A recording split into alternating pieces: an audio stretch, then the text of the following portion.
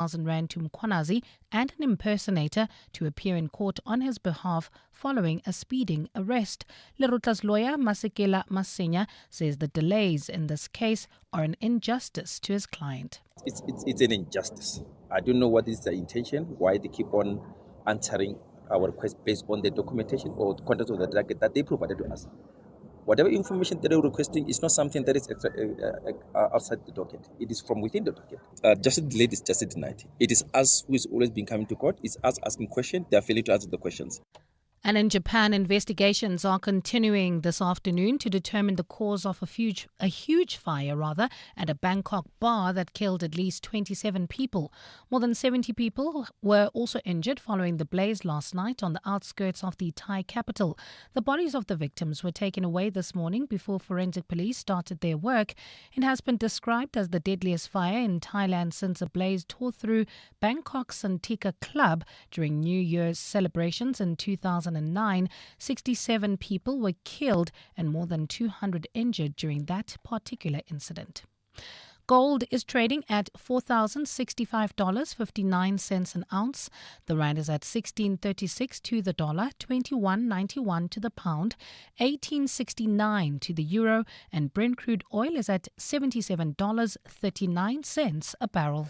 Alexandra, heading towards the Midrand, there's slow-moving traffic on the N3 northbound. This is between London Road and Marlborough Drive. There's also faulty traffic lights in Sandton at Greyston and the M1. In your sport, Vuyo Moyo to make his Springbok debut against Wales in the Nations Championship. Yannick Sinner beats Alexander Zverev to retain his Wimbledon crown. And Rulani Mokoena resigns as Ali Tad head coach. It's a partly cloudy afternoon in Gauteng today with isolated showers expected. Temperatures have peaked at highs of between 18 and 20 degrees.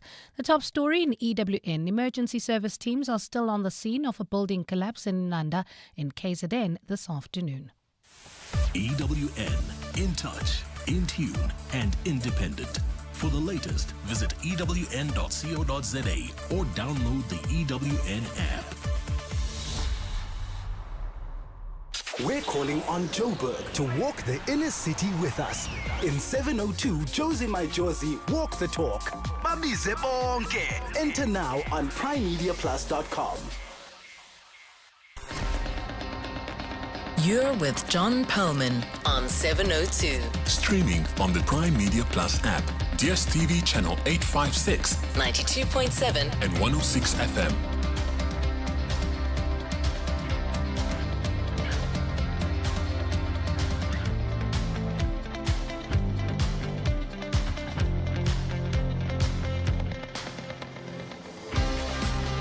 Very good afternoon, everyone. It is 8 minutes past 3 on Monday, the 13th of July.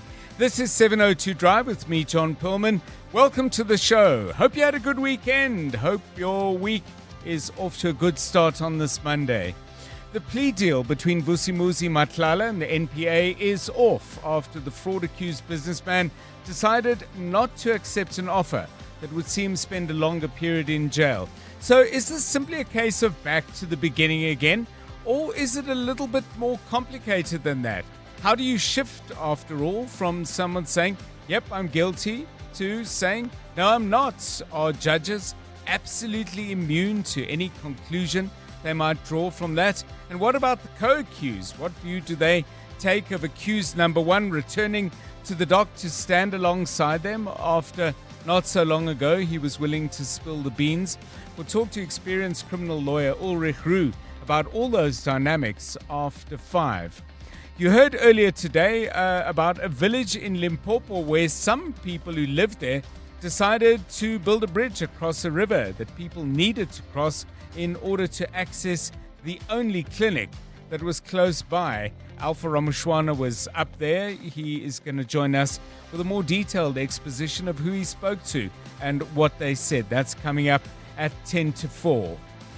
There was a time when this song reflected a pretty fundamental truth. Diamonds are forever.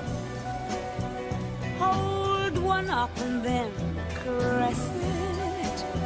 Touch it, stroke it and undress it. I can see every part, nothing. People are still buying diamonds, but none of this is absolutely true in the way that it was, with news that De Beers will be suspending production at its Venetia mine for 2 years. De Beers, by the way, produces 40% of all the diamonds that are mined in South Africa. What this brings into sharp focus is the huge challenge the diamond industry has been facing for a number of years now as a result of lab-produced diamonds gaining more and more market share. That, by the way, has implications for our regions as well. You just have to think about the massive contribution to Botswana's economy of diamond mining there. We're going to talk about that a little bit later in the show at 10 to 5.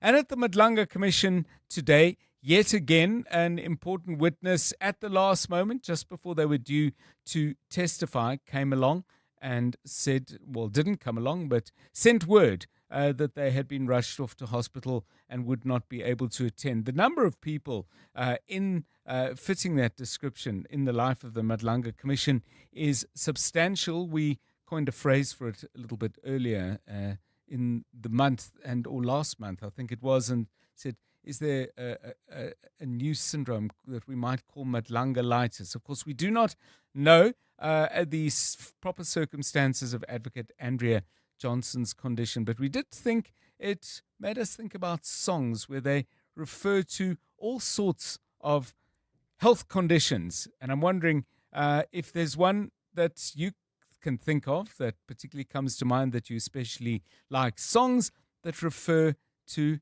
well, not feeling quite yourself, like this one. Fever in the morning, a fever all through the night. Everybody's got the fever, that is something you all know. Fever isn't such a new thing, fever started long ago.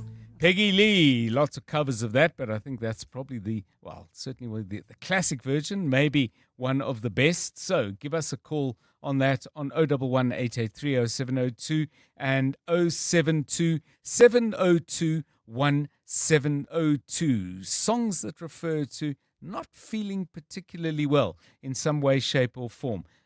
Send those to us and we'll enjoy all of those sometime around 20 to 6. The JSE has started the day in the red, but it's a very pale shade of red. I could almost call it pink. The All Share down by just 250 points. Optasia is weaker by 3.2%, clicks off by 1.8%, and Tungela has lost 1.5%. Alphaman doing rather better, up by 4.7%. Italtile has gained 2.5%. And PSG is up by 2.3%. The rand is trading at 16 rand 36 against the dollar. A euro will cost you 18 rand 70, and 21 rand 92 will get you a pound. The gold price is sharply down today by $58.83 an ounce. Quite a fall that. And the platinum price is also weaker by $12 an ounce. Brent crude is up. Not good news at all, up by $2.84, currently trading at $78.84 a barrel. Not so long ago, we were sitting nicely in and around $70 a barrel, heading more towards 80 at the moment. Stephen Critters joins us with all the market news at 4:25. We'll get sport with Tolakele Mganga, and Karabo Chale has the traffic news. And Bali Dlamini joining us at 3:30 with the latest news headlines. This is 702 Drive. We're live in the place where you live.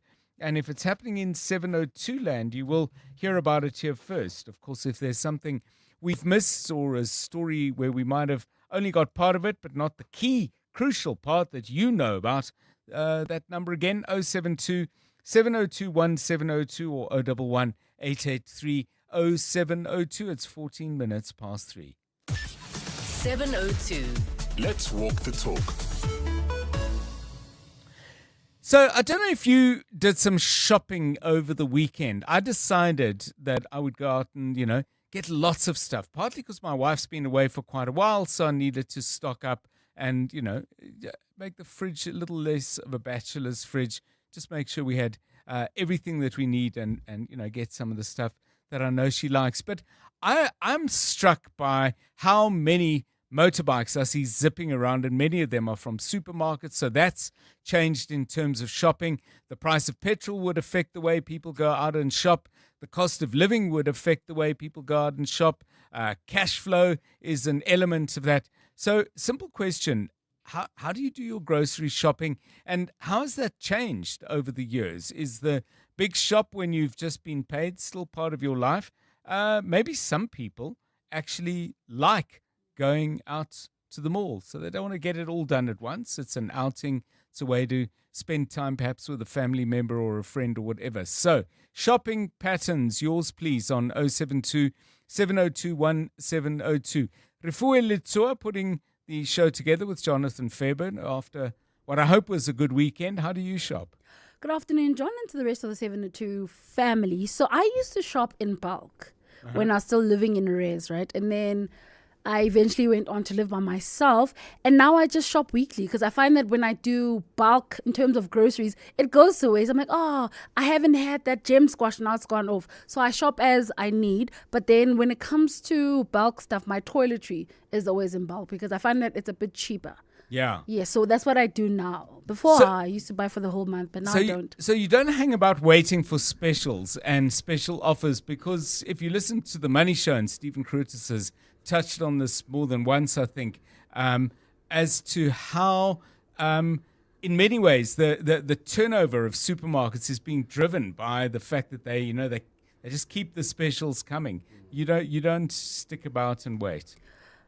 I try, John. I try, but some of the things that go on special are things that lead me into temptation. Yeah. I'll give you an example. It's like, let's say 2 tubs of ice cream, 5-liter tubs of ice cream for 120. First of all, I'm lactose intolerant and I've got a bit of a sweet tooth, so I try not to look at things that will entice me like that. But I do kind of look at, if it's special on potatoes or carrots, sometimes they do that combo deal. Yes, I'll do that. But when it comes to those things that want to lead me into temptation, I just have to turn the other cheek and keep going. Whoa, discipline it's hectic. I try. Karabo Charlie, you shopping for a household? I don't do any shopping. Okay. I don't do any grocery shopping. Who can we ask on your behalf? My partner, and she's very good. I think you need to be skilled to do such things like finding those promos, specials, and stuff like that. She's very good at that. But what we usually do is we buy those non-perishables, toiletries in bulks at the beginning of the month. But then the veggies and the meat, we go weekly. So that's the pattern that's how we do it. But then otherwise, finding promos and specials, it's a mission, guys. And like, they're very good at it. They'll be like, yo, fish oil, it's in special, go Pick and Pay, but then go check out it, and they'll figure it out and they save. And with the loyalty cards as well, it works wonders. Sometimes you go there, they're like, oh no, your loyalty card has a certain amount of money, you can use it. Like, I leave it all to her. Maybe some of you actually like going to the shop, so you don't want to get it all done in one go. It's your way of getting out of the house, perhaps just having some time to yourself. I do not know, but do call us on 011 883 0702 and 072 702 1702. It's 18 minutes past 3. Let's find out whether there are any traffic problems yet, or hopefully it's a bit too early for that. Karabo? Yeah. No, definitely early, John. At this stage, nothing much happening. But I see there's bumper-to-bumper traffic already. This is if you are driving through Alexandra. This is heading towards Midrand, N3 northbound between Marlborough Drive and this is between Modderfontein Road and Marlborough Drive. It's not clear what's causing this delay, but it is starting to back up. So if you can, it looks like it's an accident scene, but you can confirm that by WhatsApping us on 072 702 1702. There's also faulty traffic lights in 4 ways at Winnie Mandela Drive and Monte Casino Boulevard. Traffic lights still not working in Sandton, at Grayston and the M1. For the latest traffic updates, you can follow us on X at EWN Traffic. What is special about this year's 702 Jozi My Jozi Walk the Talk is that we actually get to experience the city in a completely different way. So often the city is seen in a negative light, and I feel like the Walk the Talk is going to be breathing new life into the city with people falling in love with it again. You must definitely take part in this year's Walk the Talk because, of course, we often engage across from one another via the phone, via the WhatsApp line, but this time we actually get to see each other in person, and it is always such a beautiful experience. This year, I am eyeing the 5 kilometer because I saw that route and I said, this should be interesting, but I'll see. I might challenge myself. Let's see. To enter the 702 Jozi My Jozi Walk the Talk, go to primemediaplus.com or download the app. I'm so excited. Can't wait to see you there. Joburg, it's time to show up for our city on Sunday, 26 July. Join thousands of Joburgers for the 702 Jozi My Jozi Walk the Talk, proudly partnered by Standard Bank. Walk through the heart of Johannesburg, celebrate its rich history, and experience the exciting growth taking place in the CBD. As a committed partner invested in the future of our city, Standard Bank invites you to be part of a movement helping to build a stronger, safer, and more vibrant Jozi for generations to come. Register today and take part in the walk that brings Johannesburg together. The 702 Jozi My Jozi Walk the Talk, proudly partnered by Standard Bank. And they're off. Horse racing is now live on 10Bet. All the tracks, all the races, and all the thrills, all the way down the home straight.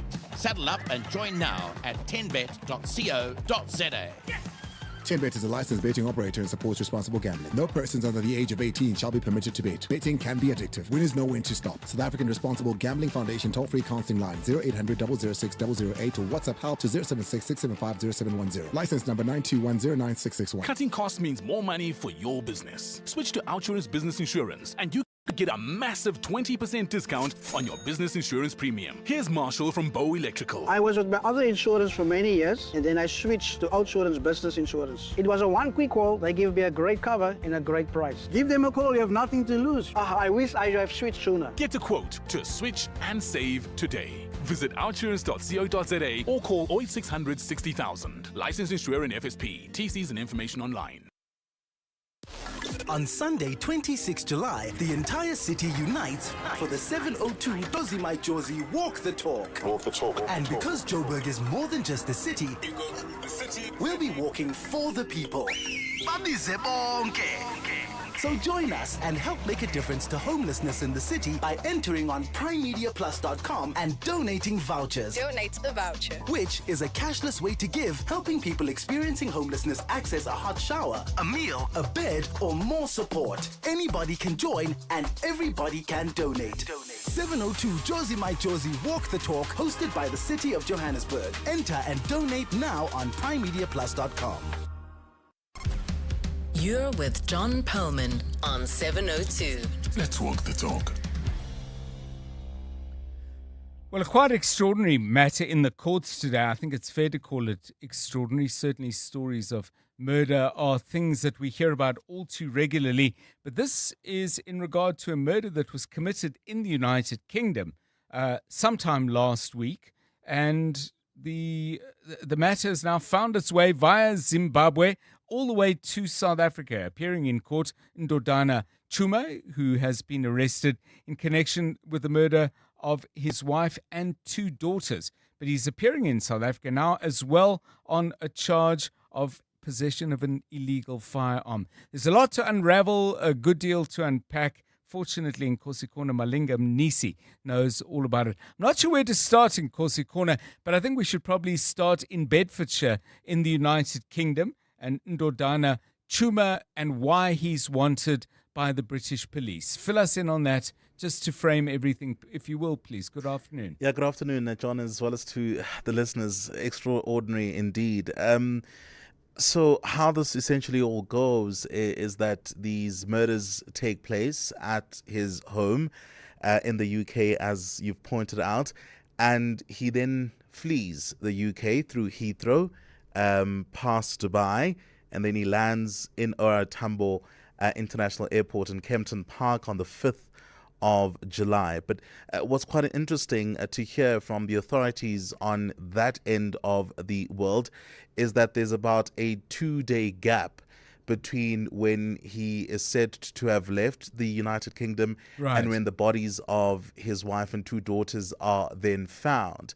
And it was quite an interesting discussion that we had in the newsroom about the story, just about how to this very moment we still don't know much about the actual scene in itself at their home and, what was the cause of death, how did this murder allegedly take place. But he finds himself in South Africa on the 5th of July. And you may have heard, John, government also responding to this, in fact, at a briefing yesterday by ministers, a part of the Interministerial Committee on Migration, saying the reason he actually was able to make it through OR Tambo and all the checks there was because at the time, on the 5th of July, he had not been flagged as a fugitive. But this is where it gets interesting, because the police in the United Kingdom essentially say their version is that he lands here, he then makes a trip to Zimbabwe and subsequently then returns to South Africa.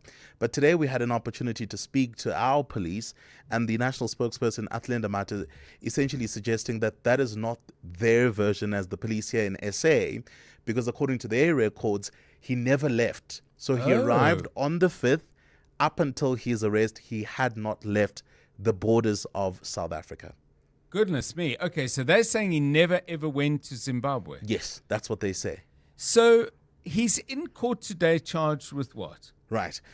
So the charge as it pertains to our criminal justice system is the possession of an unlicensed firearm.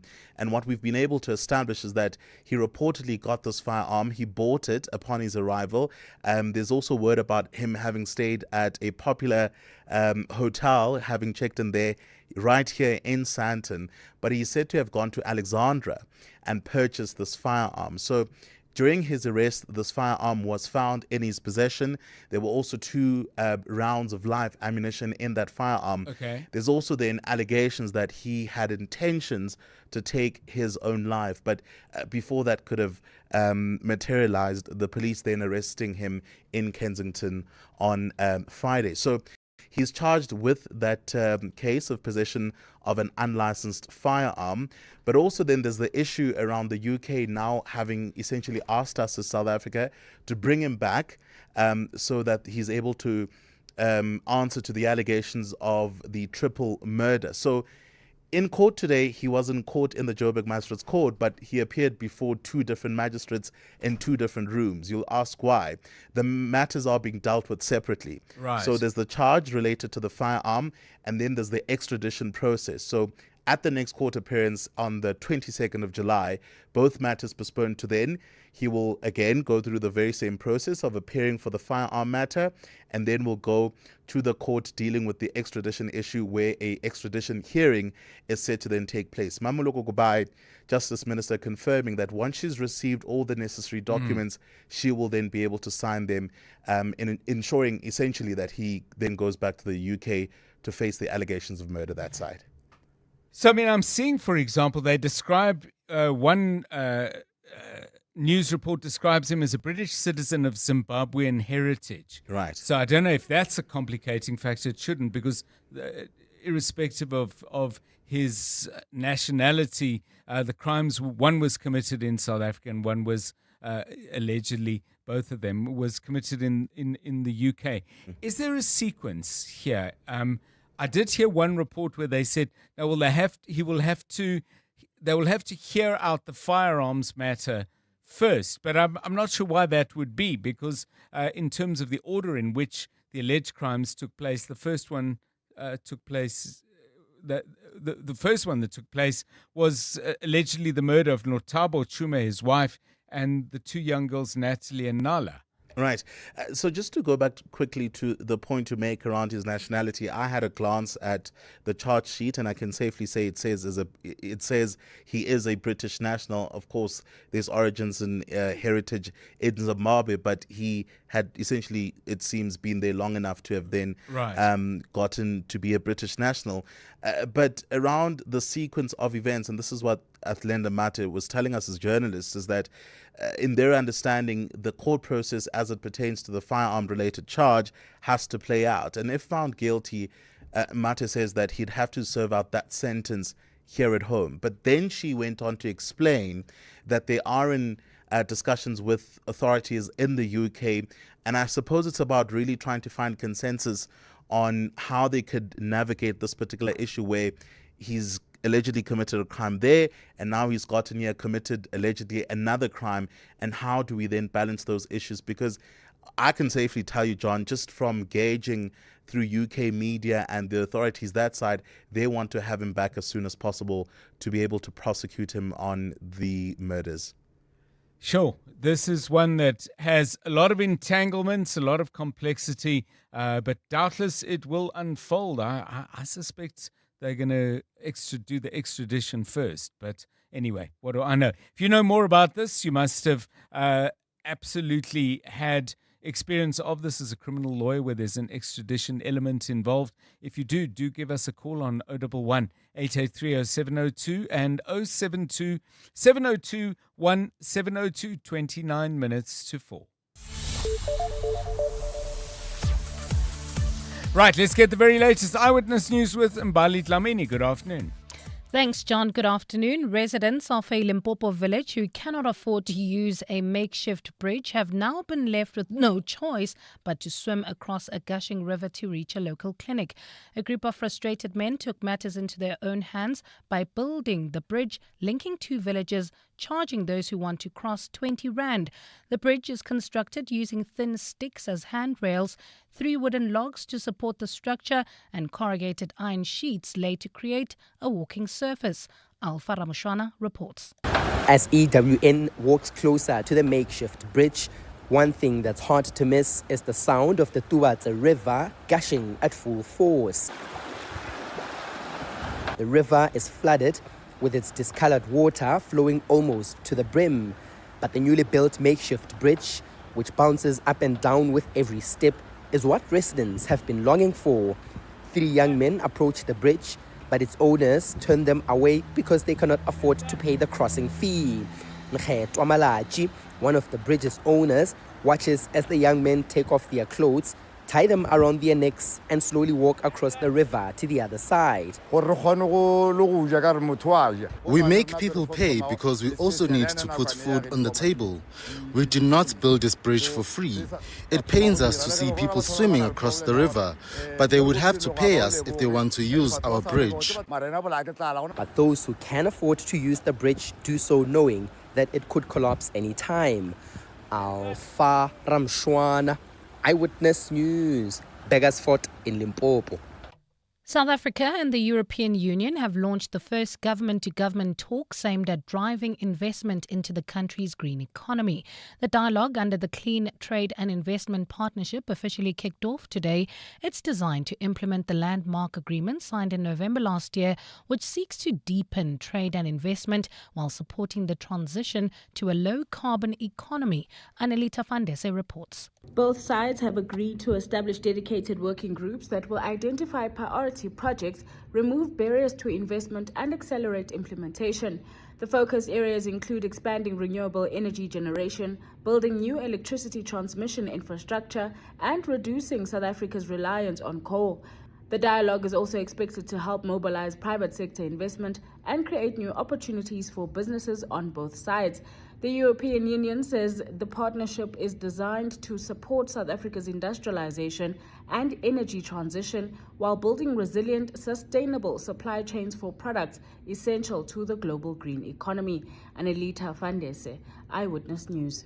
And dry, hot and windy conditions are putting parts of southern England at exceptional risk of wildfires. The warning comes as firefighters continue to battle fires on hills in northern England and Wales. Britain has faced unprecedented heat waves for much of the past 2 months. An advisory body, Natural England, has flagged warnings, while London's fire brigade has also declared an extreme risk of wildfires in the capital. In East London, part of the overground rail network has today been closed off for repairs after a fire broke out beside the tracks. It's a partly cloudy afternoon in Gauteng today with isolated showers and thunder showers expected. Temperatures have peaked at highs of between 18 and 20 degrees. Alexandra heading towards Midrand. There's an accident scene. This is on the N3 northbound between London Road and Marlborough Drive, causing heavy delays. There's also slow-moving traffic in four ways. This is on Winnie Mandela Drive between the N1 and Witkoppen Road. A top story in EWN. Residents of a Limpopo village who cannot afford to use a makeshift bridge have now been left with no choice but to swim across a gushing river to reach a local clinic. Aubrey Masango. Weekday evenings, 8 to midnight. It appears that law enforcement is starting to put pressure on government to say, hey man, we can't be marching every day. Once the people of any country begin to say, you as our government have been missing in action in a particular job that you should be doing, and we are going to do it ourselves. That for me is a sign that government has lost control of that space. I'm hoping that all of these efforts are going to make sure that government begins to accelerate some of the issues that are being called for. Aubrey Masango. 8 to midnight on 702. 702. Ready to redefine what's possible in your career? Join WITS Business School's virtual open day on Thursday, 16 July at 5:30 p.m. Discover postgraduate diplomas, master's degrees and executive education programs that will challenge your thinking, unlock new opportunities and prepare you to lead with confidence. Register today at wbs.ac.za. WITS Business School, sculpting global leaders. Welcome to Nando's Taste-Demonials. It's the flavor! Real reviews by real people. Dolly from Boertersig is vegetarian-ish, with a reputation to uphold. Here's what she whispered about the half chicken and a single side for $1.25. What? I don't eat chicken, but for Nando's, I make the exception. Well, good thing there's a salad on the side for appearances, of course. Nando's. Oh, what a place. The 18th of July marks Nelson Mandela Day, a global call to action encouraging us all to spend 67 minutes making a difference. Join the Adopt a School Foundation as we bring companies together to uplift a school in Soweto. Plant a vegetable garden, read to a learner, paint a classroom. Every act of kindness helps create a better learning environment and a brighter future. Honor Madiba's legacy. Give your 67 minutes and be part of a lasting change. Visit adoptaschool.org.za for more. 702. WhatsApp John on 072 702 1702. Hey, Ntate John, Aubrey and Fostoras. And Ntate John, I think bulk buying is the way to go, especially on non-perishable, like what Karaba is also saying, you know, when it comes to fish oil. You know you are in South Africa when you call it fish oil, not cooking oil, Karabo, eh? Yeah, so bulk buying is the way to go so that even the next month you can still patch on the other one. Thanks, just bye. Afternoon, John and the team. You know what? The Ndotana Chuma story reminds me of the Ani Diwani Mera case. If you recall, British couple who came in South Africa and Cape Town for a holiday and a botched hijacking, and the wife was killed. And the husband flew back to the UK. And there was the whole extradition debacle. And the very same thing, this Martin Chuma commits a crime in the United Kingdom, comes this side, and gets arrested here. I mean, we should also remind the UK people that they treat us unfairly in that extradition case, because I personally feel that Ani Dewani's husband should have been brought back and face the law here in the country. Yeah, I've never thought about it that way, to be honest. Yeah, I don't know the ins and outs of that. I don't think extradition, though, could and should work as a kind of a tit for tat. Well, you didn't extradite this person, therefore we're not going to extradite that person. If mistakes were made under law in the Diwani extradition case, it's so long ago, I don't remember the details of why he wasn't extradited. But yeah, it's strange. I mean, that was something that absolutely dominated the news for the longest time. 702 Drive, maybe you've got a view on that. Give us a call on 011 883 0702, 21 minutes to 4. EWN Sport. Well, Tolakele, after a really wild rugby match, I thought on Saturday, with the Springboks being both brilliant and leaking quite alarmingly when it came to defence, it sounds like it's all changed again with Rassie and the selection team. Absolutely, John. And it's Vusi Moyo who will make his debut for the Springboks against Wales in the Nations Championship on Saturday, as he's promoted a year on from winning the Under-20 Championship. He's one of 4 uncapped players named in the matchday squad by coach Rassie Erasmus, with South Africa looking to keep their winning run in the competition going. The double world champions lead the Southern Hemisphere standings with 10 points, while Erasmus has made 10 changes to the starting team that defeated Scotland 42-28 on Saturday. We're taking a chance today. Not because the guys are not good enough, because they haven't played together. So next week will probably be some guys who return to fitness. I don't understand the Ethan Hooker concussion really. I think he will be cleared. So to get Ethan through another couple of minutes, maybe give Jesse a rest. We'll see. Kanan might be full fitness. Maybe Kanan switch in at 13. I will probably for next week Monday get Sasha into the group because he might be ready for Argentina. For Will Jordan, he's now New Zealand's record try scorer following a hat-trick in his side's 47-17 thrashing of Italy in the Nations Championship. Jordan's 3 tries took the 28-year-old's tally to 50 in 56 tests. That's one ahead of Doug Howlett. Switching to tennis, where top seed Jannik Sinner beat Alexander Zverev in 4 sets to retain his Wimbledon crown and claim a 5th Grand Slam title. Sinner joins an elite list of 10 men to successfully defend their title in the professional era, as he secures a 10th successive victory over Zverev. I always think it's easier to return if you know mentally that you can hold serve. So you are a little bit freer, to return as good as you can. But in the same time, against Sasha, when he's serving like this, it's really, really tough to break, especially on a service like this. So I try to, understand, especially in the more important moments. Second set tie break, trying to understand where is he going. And it was still very close. Rulani Mokoena has resigned from his position as Al Ittihad head coach just 5 months after joining the Libyan club from Wydad Athletic Club. He leaves the post having failed to qualify the team for a CAF inter-club competition next season, while they lost the Libyan Cup final to arch rivals Al Ahly Tripoli. He's now been linked with Egyptian side Pyramids. And Sneh Rana and Deepti Sharma shed the last 4 wickets as India completed a 270-run thrashing of England to win the first women's test at Lord's. The home side were set a record-breaking target of 457 for victory, but were dismissed for 186 shortly before lunch on the final day of day 4, as Rana took 4 for 42. The match was a personal triumph for India's Kranti Good and Yastika Patar, who are the first women to take 5 wickets and score a century respectively in a women's test at Lord's. Tola Mganga, Eyewitness News Sport. EWN Traffic. At 18 minutes to 4, this EWN Traffic is brought to you by Plumlink, your local plumbing store. Visit plumlink.co.za to find your nearest store. Problems out in Alex, our first traffic jam of the day, I'm afraid. Karabo Charlie. Yeah, in Alex, heading towards Midrand, bumper-to-bumper traffic on the N3 northbound between London Road and Marlborough Drive. This is due to an earlier accident. Lynmere, also, there's an accident scene. This is heading towards Alberton N12 eastbound before the R59 Reading interchange, causing heavy delays all the way from Komaro Street. There's also slow-moving traffic. This is in 4 ways on Winnie Mandela Drive between the N1 and Witkoppen Road. If you come across any other traffic issues, kindly WhatsApp us on 072-702-1702. There's more EWN on air, online, and on the EWN app.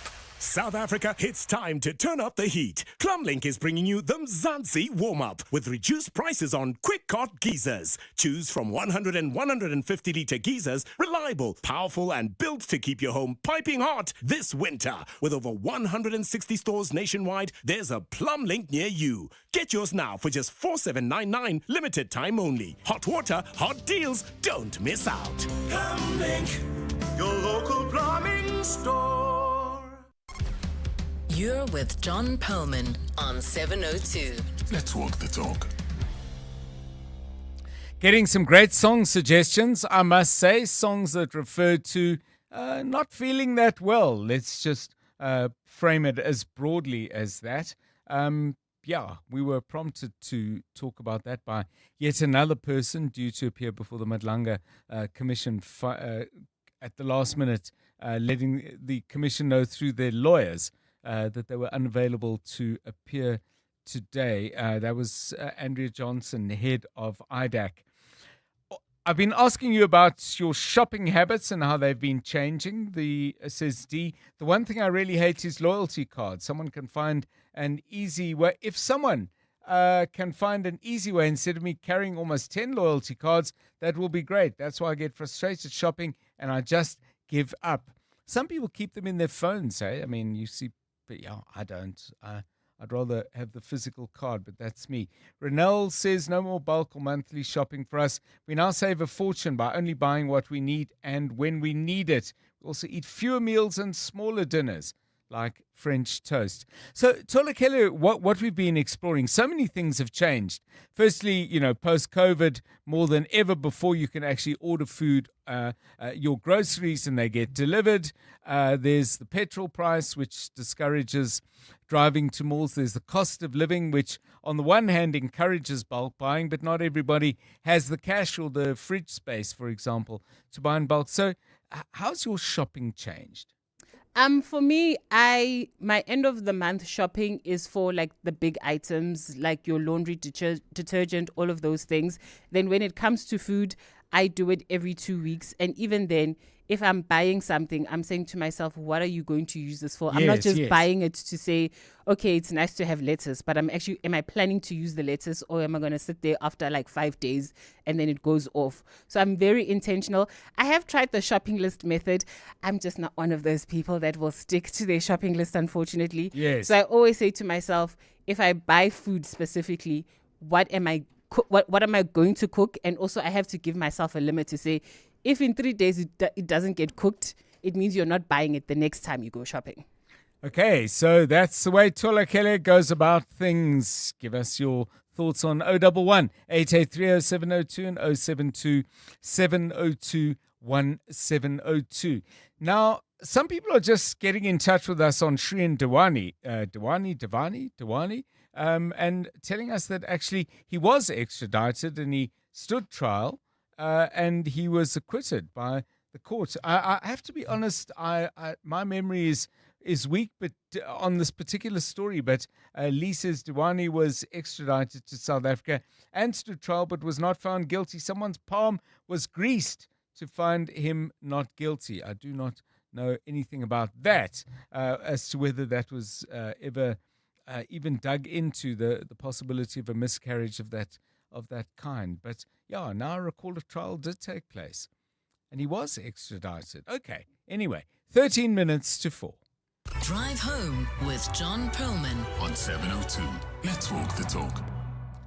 Right, let's focus our attention now on a story that we've been covering on the news bulletins throughout the day, and there was some of it also dealt with a little bit earlier in the show, or earlier on the station with Bongani Bingwa. I've no idea what that noise is. Anyway, we have a noise that stopped. You see, I just had to call the noise out, and then I wish I had a superpower that extended beyond the studio. We've been talking quite a lot about a village in the Burgersfort area of Limpopo. A lot of mining going on in that part of the country, but development, as we're about to find out, has not kept pace with the wealth that's been generated in that area. Chrome is a big thing that gets mined there. I think there's platinum around there as well. Burgersfort, Tubatsi, lots and lots of industry going on. But we're going to focus our attention now, as my colleague Alpha Ramushwana did, on a particular village faced with a particular problem. To get to the clinic, and people have to get there for all kinds of reasons all the time, they had to cross a river, the Tubatse River, which made life incredibly difficult, particularly for people because, when you're going to the clinic, it's because you're not feeling at your best.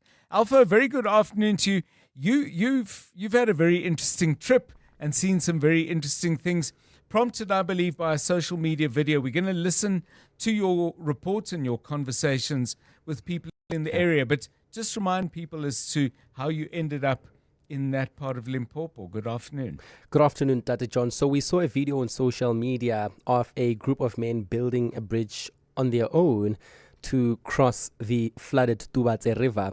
And the question that we had to ask ourselves is that why are these men, without the government's approval or anyone's approval really, building a makeshift bridge to cross from one part of the village to the other, to move from Mafarafara to Taung in Burgersfort.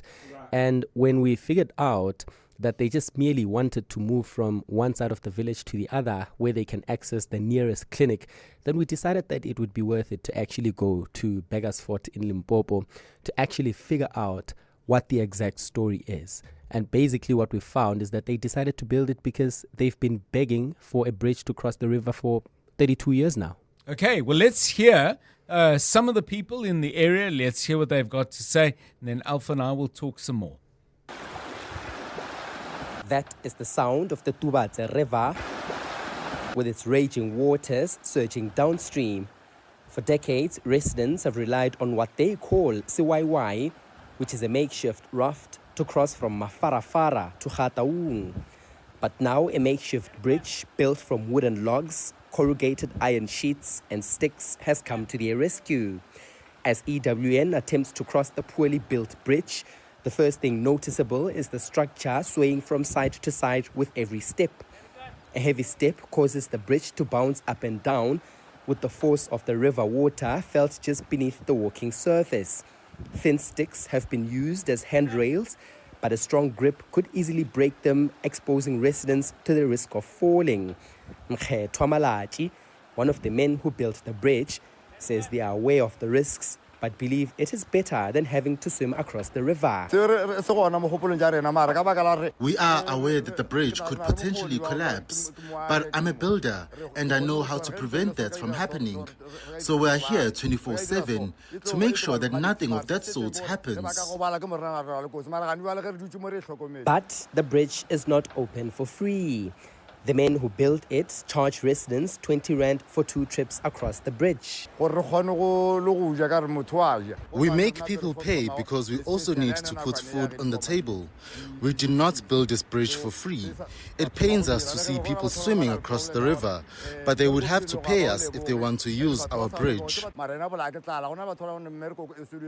Mothers, elderly residents and the sick have no choice but to pay to cross the unsafe bridge to reach the Gataung clinic.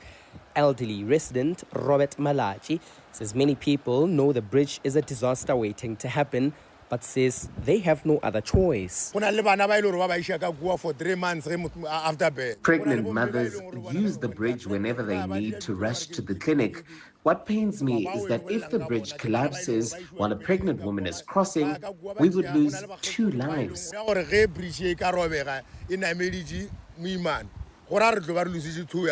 the very same time, the bridge looks fragile, with the raging river brushing against the wooden logs beneath the bridge's surface.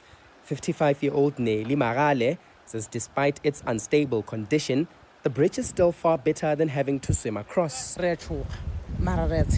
I'm afraid every time I have to cross this bridge, but I do it either way because it's the only way to get to the clinic. The men charge us 20 rand to cross, but it's still better than swimming across. The Fetahomu Tubatse local municipality says it is aware of the challenges residents face in accessing the local clinic and will escalate the matter to the provincial government.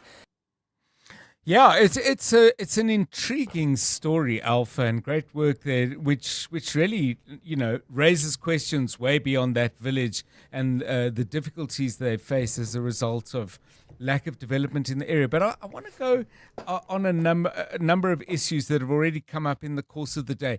One of them is there were some quite critical comments this morning about the fact that these men built this bridge and then charge money for people to use it. How do the villagers view them? I mean, are some of them actually quite grateful that they've solved a problem that government clearly has no plans to address? If they had a plan, they surely would have told you about it. But back to the question, how do the villagers view their neighbors who decided to become engineers? Those men are now neighborhood heroes. Yes. Dr. John, I think the criticism that I've heard throughout the course of the day is, why would a group of men build a bridge to solve an issue and yet still charge people 10 rand for each trip, 20 rand for a return trip across the bridge? And you would think that the community members would be angry or not willing to pay that money. But it was, to my shock and my surprise when I got there, that they viewed them as the friendly neighborhood heroes. Spider-Man, literally, is what they describe them as. They call the guy Spider-Man. Yes, Okay. our friendly neighborhood hero. Yes. Because it's an issue that they've been dealing with for at least 32 years now. Before this bridge, they would use a makeshift raft, and the rivers usually flooded. Water from a nearby dam is usually released into that river. So you can imagine how flooded that river can get at times. Right. And so when this bridge was built, it came as a solution that they've been asking and crying for many years, that they no longer have to get themselves wet in order to go to the clinic. Tell me this. I mean, how amongst the men, and I don't know if it's a group of 4 men, 20 men, you'll give us perspective in a moment, and there were probably people who made, contributions of different kinds. Were any amongst them, maybe ex-miners who had experience of construction, ideas about stability and combining wood and metal? I mean, what was the kind of skill set in the group of engineers? So the majority of them are people who don't have any experience in building or engineering anything at all. There's just one of the men who used to live, he says, in Tembisa, and used to work as a builder here in Johannesburg, moved back home in Burgersfort after he retired from work. And so he's the only person who has some experience, I guess, in building. I'm just not sure if it's building bridges, because what he told me is that I was a house builder. He used to build houses. Yeah, that's not a bridge. And so certainly not a bridge. Maybe a bridge too far, but So he doesn't have any experience when it comes to structures of that nature. And so what they did when they were building that bridge is that they went and found 3 very long wooden logs, similar to the ones you would see on electricity wires, overhead wires. Right. And those 3 logs serve as the foundation. So they move from one side of the land to the other, just over the river. And the walking surface is corrugated iron sheets. So as you walk on top of that bridge, the sound that you hear is a sound that you would hear when you fiddle with corrugated iron sheets. So it really seems like you could fall into the river anytime. And for balance, they used sticks, very, very thin sticks, to hold as you walk along the makeshift bridge. Did you cross it? Many times, Dr. John. And you stayed dry? I stayed dry, but yes. To be honest, it does look like a disaster waiting to happen, because with a very rough step, you can feel the bridge bouncing up and down. With every uneven step as well, you can feel it swaying from side to side. Very rough grip on those handrails that are made by using those very thin sticks. You could easily break it. You could easily fall into the water, and so it is definitely a disaster waiting to happen. And that's one of the questions I posed to the Fetakgomo local municipality, that this is clearly a ticking time bomb. Yeah. Do you have plans to dismantle this bridge? And I did not receive a response. Yeah, I think if they came to dismantle it, they probably, from what you say, that people regard this as changing their lives, saving them all sorts of problems, and that these people are heroes. I think they come and dismantle it at their peril. Just a last question. What did they make of you? I mean, when you said, hey, I'm from 702 in Johannesburg and I've come to see your bridge, was there surprise, or did people think, oh, okay? I mean, we're on social media. The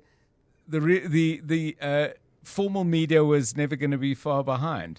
Yeah, I mean, 2 things. The first thing is that they were excited that they were getting some level of recognition all the way from Johannesburg. I mean, we traveled for about 4 hours to get to Burgersfort.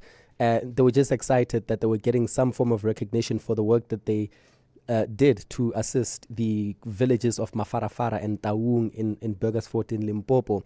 To them, that was a sign that sometimes you need to take matters into your own hands. I don't know if the government can agree with that.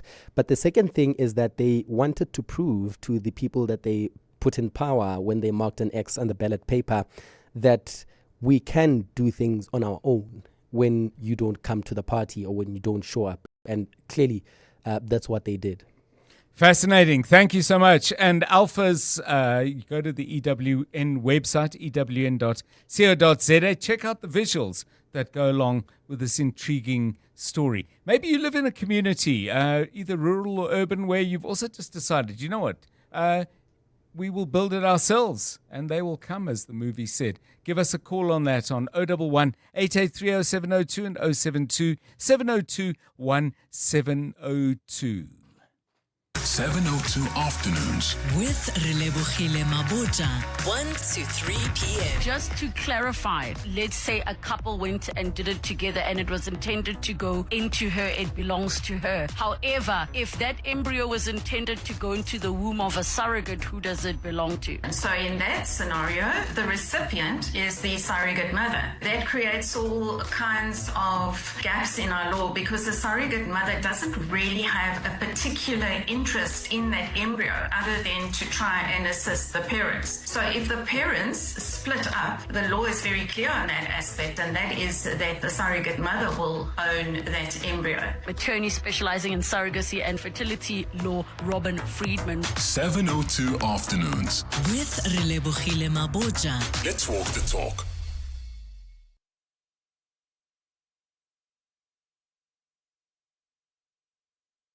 What is your business here? You didn't start your business to play it safe. You took the leap, made the bold move, and now it's time to make the next one. This week, 702 and Budget Business Insurance are giving small businesses the chance to win their share of 100,000 Rand with the Budget BizBucks Bonanza. Enter on PrimeMediaPlus.com. Tell us about the boldest move you've ever made in your business and what your next one will be. Then get an obligation-free Budget Business Insurance quote. 702 Breakfast with Bongani Bingwa could call you. Budget Insurance is a licensed non-life insurer at FSP. T's and C's apply. This is EWN. Andrea Johnson's illness delays Madlanga proceedings, and the NPA is still confident in its case against Kat Matlala.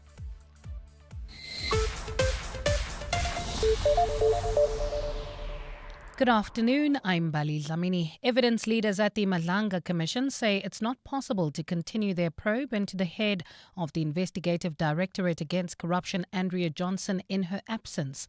Johnson was due to testify at the Commission today, but her lawyers said she was rushed to hospital due to an undisclosed illness. It's been alleged that Johnson has had an improper relationship with tainted crime intelligence top cop Feroz Khan. She allegedly interfered in an assault and intimidation case opened against Khan by another police officer. Tabiso Koba reports. As the Commission gets deeper into its work of probing criminal infiltration into the crime prevention sector, more key witnesses are conveniently falling ill before they have to testify. The Commission recently adopted a new strategy of reading evidence into record during the witnesses' absence. This was done for Medicare 24 Tshwane District CEO Mike van Wyk and Deputy Head of Crime Intelligence Feroz Khan. However, evidence leader Mahlape Sello says the nature of the evidence against IDEC head Andrea Johnson makes it difficult to employ a similar strategy. What I have are two statements, a statement and a supplementary statement from Advocate Johnson, both of which are narrative in nature. I don't have WhatsApp messages to share with the commissioners. Johnson's testimony has been postponed to a later date. Tabiso Koba, Eyewitness News. The NPA insists the withdrawal of alleged criminal kingpin Vusumuzi Kat Matlala from a plea agreement will not weaken its case. Matlala told the Pretoria Specialized Court this morning he was withdrawing from the plea after the court increased his jail time. This means Matlala will now rejoin his 14 co-accused in the 228 million rand Medicare 24 SAPS health and wellness tender fraud case. Previously, the NPA told the court Matlala would turn state witness and help it convict senior police officials allegedly involved in corruption. The matter has now been postponed to September the 11th. NPA spokesperson Kaiser Khanyago.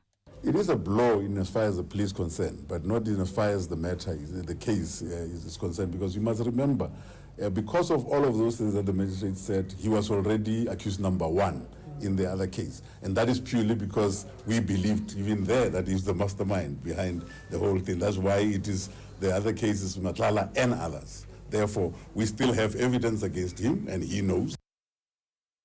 Tony Forbes, the father of slain rapper Keenan Forbes, better known as AKA, has accused the media of pushing the narrative that his son killed Anele Dembe. A court inquest into Dembe's death was postponed today after the magistrate fell ill.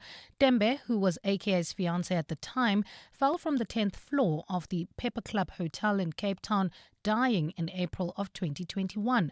Carlo Peterson has more. This weekend, a visual investigation which reconstructs Anele Tembe's final hours before she fell to her death was released in the media. The investigation is based on CCTV footage, incident reports, receipts and social media activity, tracing the movements of Keenan aka Forbes and Tembe in the hours before her death. Speaking on Cape Talk's midday show with Jane Dutton today, AKA's father Tony Forbes says the footage is nothing new. It is just unfortunate that what should actually be tabled in the inquest instead is being played through the media over and over with the narrative that Kenan killed Anele. Forbes says the truth will be revealed during the inquest, which is set to proceed on the 7th of September. Carlo Peterson, Eyewitness News. 3 former police ministers are set to testify before the TRC cases inquiry this week. Bheki Cele, Fikile Mbalula and Nathi Nhleko have been called to present their evidence between tomorrow and Thursday. The Commission has been investigating alleged political interference in the prosecution of Truth and Reconciliation Commission cases. Ntokozo Khumalo has more. Among other issues, the TRC cases inquiry is investigating whether post-apartheid SAPS and NPA officials improperly colluded with politicians to derail investigations into TRC-related cases. Former police ministers Bheki Cele, Fikile Mbalula and Nathi Nhleko are expected to be questioned on whether they played any role in stalling investigations. Based on the evidence presented so far, the 3 former ministers have been primarily mentioned in relation to their oversight of the police ministry during periods when TRC-related cases remained uninvestigated. However, no adverse findings have been made against any of them at this stage. Cele is expected to testify on Tuesday, Mbalula is scheduled to take the stand on Wednesday, and Nhleko will appear on Thursday. Ntokozo Khumalo, Eyewitness News.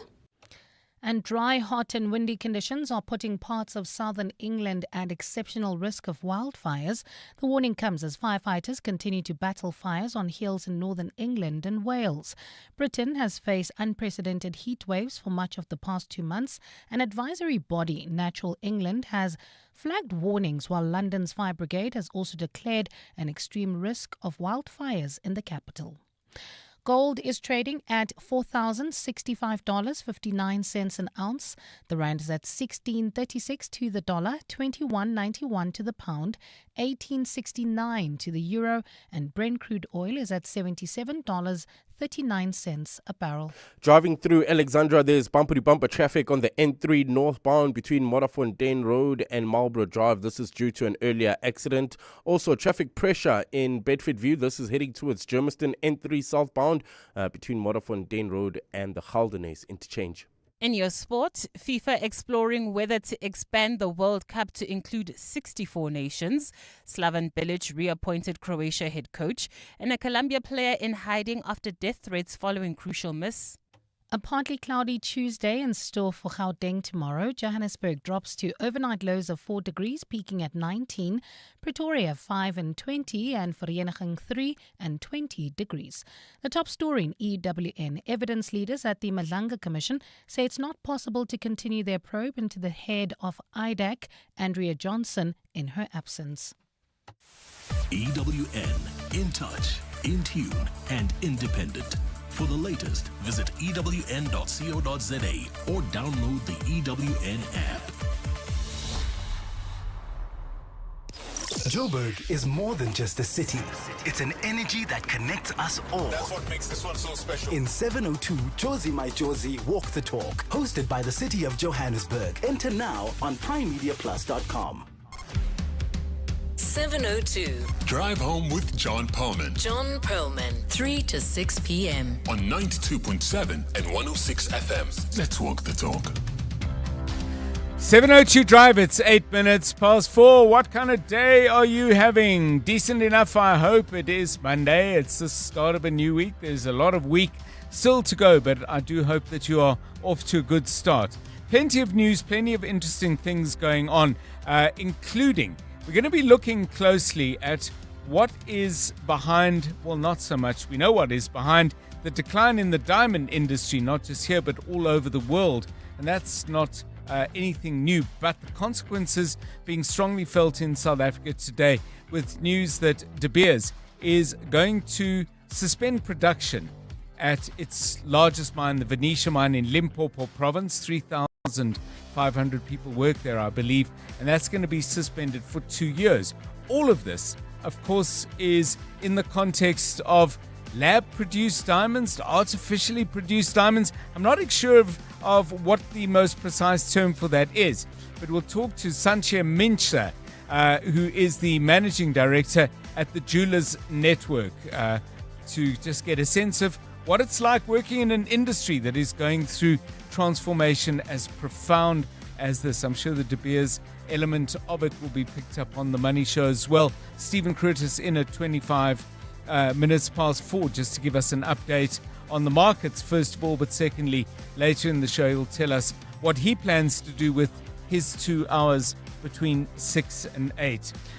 The plea deal that was concluded between Vusimuzi Matlala and the National Prosecuting Authority, you may remember about 7 or 8 days back, was then put before a magistrate who then came back and felt that the time spent in jail was inadequate. Another deal was put forward, and Mr. Matlala has now decided that he is not accepting that. So is it back to square one? Yes, it is, because he's now once again accused number one in the court case that is slowly unfolding in Pretoria. But secondly, is it exactly back to square one? I mean, how do you get a reset when somebody said, I did it, and they then step into the dock and say, I didn't? I'm simplifying hugely to take us through the complexities. Criminal lawyer Ulrich Roux is my guest at 10 past 5. It's 11 minutes past 4 o'clock. 702. WhatsApp John on 072 702 1702. Dumela Ntate John, dumela ke Thabo mo Gauteng. Ntate John, to buy ka bulk normally my wife will do that, but as for myself, I'll just buy the only ones that I'm going to use and stuff. So buying ka bulk mostly is for my wife, and then it helps a lot, especially when it comes to budget and stuff. Thank you, John. Yeah, thank you for that. We were just asking you about how your shopping habits have changed in regard to groceries, given how much so many things have changed in regard to the buying of groceries. I mean, it's quite extraordinary, the fact that you could fill your house with everything you need and you simply never actually have to leave your house. There's the price of petrol, which is complicating as well. Now, one of the big stories today is the fact that Advocate Andrea Johnson, who heads the prosecuting authority body, IDAC, the Independent Directorate Against Corruption, was supposed to appear, and literally, as they sat down, they were told that no, she's been rushed to hospital and she is unwell. We're going to talk about sick notes in general and the lack of detail that is made available. But I just wanted to share with you before we go to traffic and then a brief break. We'll be chatting about the doctor's notes with Professor Alex van den Heever, who's joining us from the Wits School of Governance. But Toby sent us this. The Madlanga Commission should issue an invoice to cover the Commission's costs to those claiming vague emergency medical treatment. There are quite a few of those. We'll throw out that idea if we get a chance to Prof. van den Heever. Maybe you've got a view as well. Thanks, Toby, for that. 13 minutes past 4. EWN Traffic. This EWN Traffic is brought to you by Outsurance. SMS out to 45142 now. You could save on car insurance. If you don't, ask them for 500 Rand. Problems in Alex earlier, problems in Yeah. Alex still, Karabo. Yes, that's heading towards Midrand. There's bumper-to-bumper traffic in Alexandra. This is on the N3 northbound between Modderfontein Road and Marlborough Drive due to an earlier accident, while in Bedfordview, traffic pressure N3 southbound between Modderfontein Road and the Galdenays interchange, while in Midrand, there's slow-moving traffic. This is on the N1 northbound between Ellendale and Samrand, while in Lynmere, there's an accident scene N12 eastbound before the R29 Reading interchange, causing heavy delays all the way from Komoro Road. So avoid the N12 if you're leaving Soweto heading towards Alberton. In four ways, also expect delays. This is on Winnie Mandela Drive between the N1 and Witkoppen. If you come across any other traffic issues, kindly WhatsApp us on 072-702-1702. There's more EWN on air, online, and on the EWN app. 30 minutes doom scrolling goes by quickly, but 30 minutes stuck in traffic feels like a lifetime. Thankfully, the Outsurance pointsmen are here to save the day. These heroes in green and purple have been easing traffic congestion for the past 20 years. The Outsurance pointsmen helping everyone get where they need to be quickly and safely. Just another way you always get something out. In proud partnership with 702. Show them some love online using hashtag pointsmenlove. Outsurance is a licensed insurer and FSP.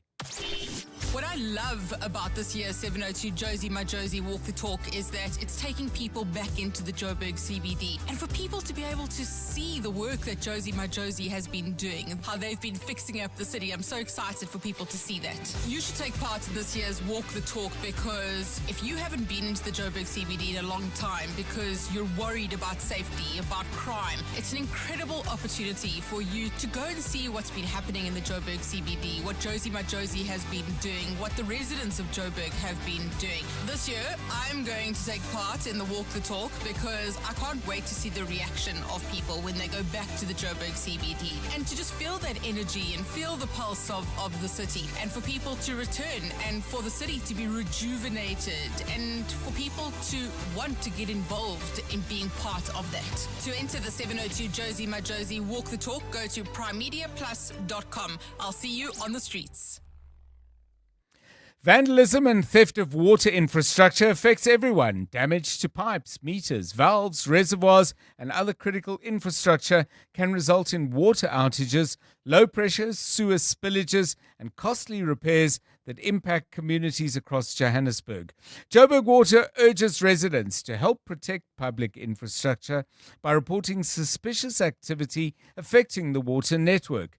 To report incidents or water-related faults, call Johannesburg Water on 010 061 4470. That's 010 061 4470. Brought to you by Johannesburg Water. Johannesburg is calling. Join thousands of Joburgers on Sunday, 26 July for the 702 Josie My Josie Walk the Talk in proud partnership with Standard Bank. Experience the energy and spirit of the City of Gold as you walk through the historic streets of Joburg CBD, celebrating a city on the rise.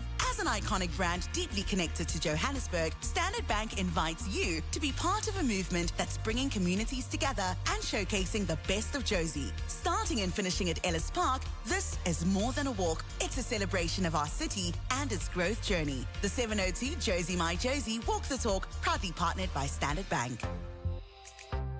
Welcome to Nando's Taste-Demonials. It's the flavor! Real reviews by real people.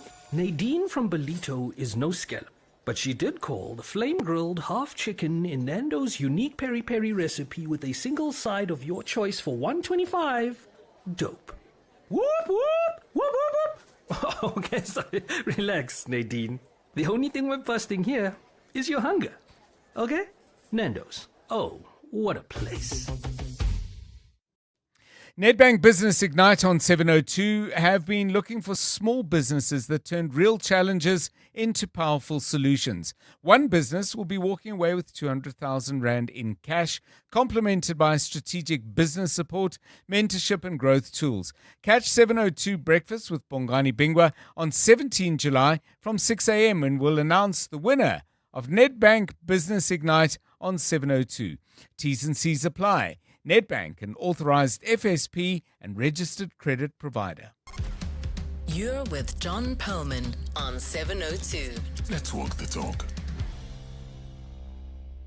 Just very briefly, Mactosh takes issue with my responding to Alpha Ramoshwana's story about the people in a community in Limpopo who built a bridge for themselves. And I said, what an intriguing story. And with the use of exclamation mark, Mactosh says, not intriguing, it's horrendous. Fair point, Mactosh. I think you're right. And he says, this proves the failure of local, provincial and national government. Point well taken. 19 minutes past 4. Let's get into then the issues at the Madlanga Commission of Inquiry, where yet another witness at very, very short notice failed to attend today's session, citing medical reasons. This is what Justice Mbuyisile Madlanga, the chair of the commission, had to say in response to this development. Thank you. I noticed that this is one of those medical certificates, the nature of which I've previously said are useless, in the sense that they give no information whatsoever. It's not even a case of what Mr. Bodlani said, which is confidentiality issues. It's just one of those useless so-called medical certificates. But anyway, the bottom line is that Advocate Johnson is not here. Indeed. Yeah, so very, very clear what Justice Madlanga is saying. And by the way, he said it before, not just in regard to this particular piece of documentation in regard to the health of a witness, but he's made the same point in similar circumstances. Lots of issues come out of this. Let's start unpacking them, and welcome to the show Professor Alex van den Heever, who joins us from the Wits School of Governance. Prof, welcome, and thanks very much for your time.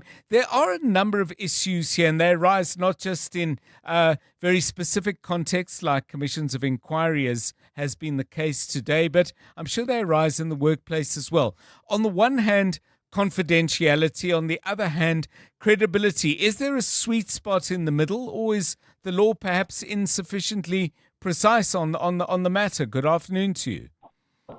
Good afternoon. Well, I think we should distinguish between the sick notes in the workplace versus a sort of a judicial process, right. A judicial commission of inquiry, or another kind of inquiry, somebody appearing before court. And in both of those cases where you are providing a sick note not to appear, and you're doing so tactically in order to delay, defer, or basically undermine the process, then that potentially should attract it's potentially a criminal offence if it is found that there was no real medical condition, underlying medical condition. So where there has been, in the case of the Madlanga Commission, a pattern of medical conditions resulting in senior public government officials not appearing, yes, then it raises the question as to whether or not the Commission should now begin checking on whether or not there was a real medical condition at play. And if there is no real medical condition, then they can make a finding, and there can be criminal consequences, because somebody who basically fails to appear can face a jail sentence, and it also can impact on them in that they could have a fine, or they could also be disciplined in terms of their own organisation. Because if you have a public official who undermines a process like this, there should be consequences. But there should also be consequences for the medical practitioner who provides a fake sick note. Depending on the outcome of a process, it can be that even the medical professional is reported to the Health Professions Council for potential misconduct, and they can also be held to account. So the main issue here is whether the being sick should not stop the process of extracting evidence from the people, but the person should also be giving information on whether or not what is the nature of their condition. Yes. Can they appear in some other way? Can they appear by online? Can somebody be with them? What are the alternatives? But where you just have a one-liner as a sick note, it raises the question as to whether this is potentially tactical. So, Prof, if I'm hearing you right, you're saying we're dealing with very different things. This isn't John taking a day off because his throat's a little scratchy and he's got a bit of a headache and he's going to be below par, and there's no consequence for anyone really, apart from the inconvenience to colleagues. You're saying this should be framed within the exact context in which this took place, which ups the ante as substantially as you say. But I want to engage with you on the medical professional, because unless I go to let's say I'm meant to be a witness at the Madlanga Commission, unlikely, but let's stay with that. And I go to a medical professional and say, listen, I'm feeling really, really ill. I'm not up to being where I need to be today, and they sign me off. Presumably they could offer as a defense, hey, Perlman never said he was appearing before Justice Madlanga and two others. So the issue is that the medical professional should actually provide details. It's not up to them to judge those situations. Right. But the question is, what the Madlanga Commission is in a position to do is to get an independent medical professional to do their own check. And that can provide them with information in a process which can allow them to make a determination as to whether or not this was tactical. Because again, if it's a case of flu and you're feeling a bit under the weather, that's not a good enough reason not to appear before the Madlanga Commission. It has to be serious. And it has to be pretty acute. So the question is, what is the actual nature of the medical condition that's involved, and are there not alternatives? So an independent medical professional can identify whether, what is actually going on with that person, and that probably needs to happen here, because we've seen it in the cases dealing with Zuma and various others, including his former helper, Shabir Sheikh, where medical assessments have actually been used to keep them out of judicial processes or out of prison.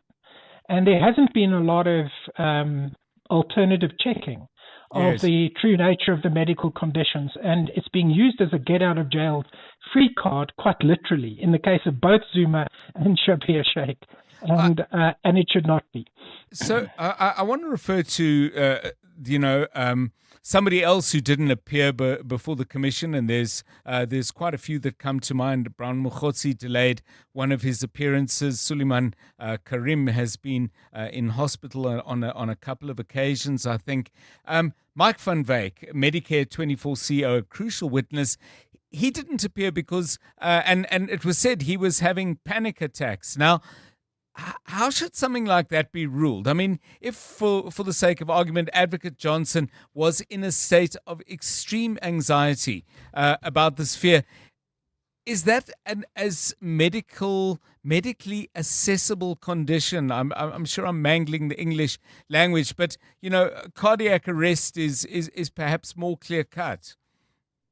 Yeah, it's again, one would require independent medical advice on that, and whether or not somebody's fear of appearing is actually a good enough reason not to appear. Yes. Yes, there will be anxiety, particularly if there's they've been guilty of something. So it can't be that becomes a barrier to them giving evidence. They are accountable public officials in almost all of these cases. Perhaps not Brown Mukhotsi, but he wasn't a public official. But the others, clearly, they are senior public officials, and suddenly falling ill is a problem. It's a problem also in terms of their employment, because they're essentially avoiding public accountability as public officials. It's not quite the same as a private person. They, in many respects, they have a higher duty to appear. So, yeah, I would say that you would require quite a high threshold before you allow somebody to say anxiety prevents you from presenting, but one would have to defer to expert medical opinion, but independent expert medical opinion, not the medical opinion of the person they've selected to provide that opinion. Thank you so much, Professor Alex van den Heever, Wits School of Governance. Very, very clear in his own mind that we're not talking about sick notes and sick note standings, standards, etc., etc. He's saying this is a judicial commission of inquiry, a judicial process, and that whatever scrutiny there's going to be of the of Andrea Johnson and what she's able to submit, it needs to be exacting and of the highest standard. Interesting. Give us your thoughts on 011 8830 702, 28 minutes past 4. EWN Business. Stephen Kurtz, a very good afternoon to you. How have the markets been as we start a new week of trade? Good afternoon to you, John. Well, I was away for a little while and things were fine, and I come back and it's all a disaster, and I don't really know what to read into that. But Iran basically saying today it won't let the US control the Strait of Hormuz. Donald Trump saying the US is probably going to take it over and act as a guardian of the strait, and the net result of that is that Brent crude is almost at $80 a barrel, just sort of touching close to those levels. Interestingly, though, in the past when that's happened, we've seen a huge reaction in terms of the Rand and in terms of the JSE. Hasn't been quite that bad this time. That said, the JSE over time has fallen from its highs before all of this started to quite an extent. So the JSE All Share is down 0.33% at the moment, 109,990 points on the day. Financials down 0.14%, industrials down 0.3%, resources down 0.85% at the moment. Not just resources that are down, though, I must say. Optasia is down nearly 4%. Eclipse is down nearly 2%. Naspers also down around 1.5%, and that doesn't help. But we see that Anglo Gold is down 2%. Pan African Resources down 1.73%. Alpha Min, they were up earlier. They're down 1.5% on the day as well. Talking of mining, and I know you're picking up on the story, the Venetia diamond mine in Limpopo, De Beers confirming they're going to pause production there. They spent, I think it was $2.1 billion over 3 years to increase production at that mine. Now they're pausing production for 2 years. And they say, well, industry conditions improve. I think they mean for diamond prices to rise. The problem is, as we all know, diamond prices have been falling mainly because of cheaper manufactured diamonds, and that sort of tension about, natural versus manufactured. Until that's resolved, I don't know if De Beers know what's going to happen. And of course, Anglo, if I remember correctly, wants to sell De Beers. So this is becoming a little bit messy. Will have a big impact on our economy, a much bigger impact overall. Not this mine, but the whole issue on the economy of Botswana as well, of course. PSG Finance up 2.75% today. Italtal up 2.5%, and Sasol, I think they would possibly have expected to go a little higher with oil prices where they are. They're up 2% on the day. Netcare, Telkom, and Sanlam all up by around 1% as well on the day.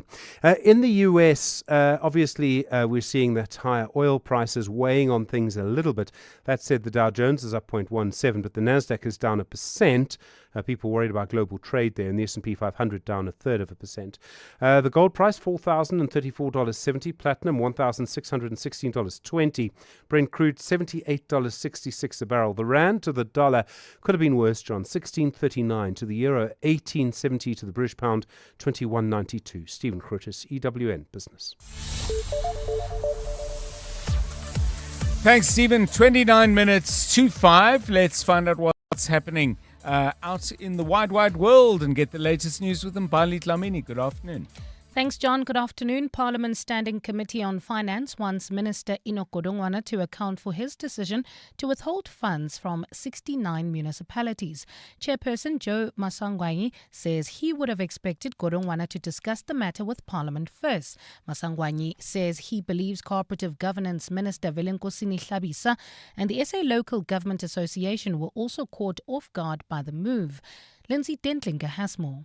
While Parliament is in recess, Finance Committee Chairperson Joe Maswanganyi says the Speaker has been asked to approve a joint meeting with the Appropriations and Cooperative Governance and Traditional Affairs Committees this week to probe the withholding of funds to municipalities. Maswanganyi says he would have expected the matter to have been raised by the Treasury before the Appropriations Committee ahead of the mid-year recess. We believe a matter of this magnitude should also have been discussed between the two ministers and probably even be taken to cabinet. Maswanganyi says the thrice yearly equitable share transfer is a lifeline for municipalities and they can't be expected to raise the money themselves to make up for it. There must be an immediate actions that are taken to correct the problems that those municipalities are facing. We don't think that it should be a permanent decision. Godongwana has said the funding freeze would be lifted as soon as municipalities comply with financial prescripts.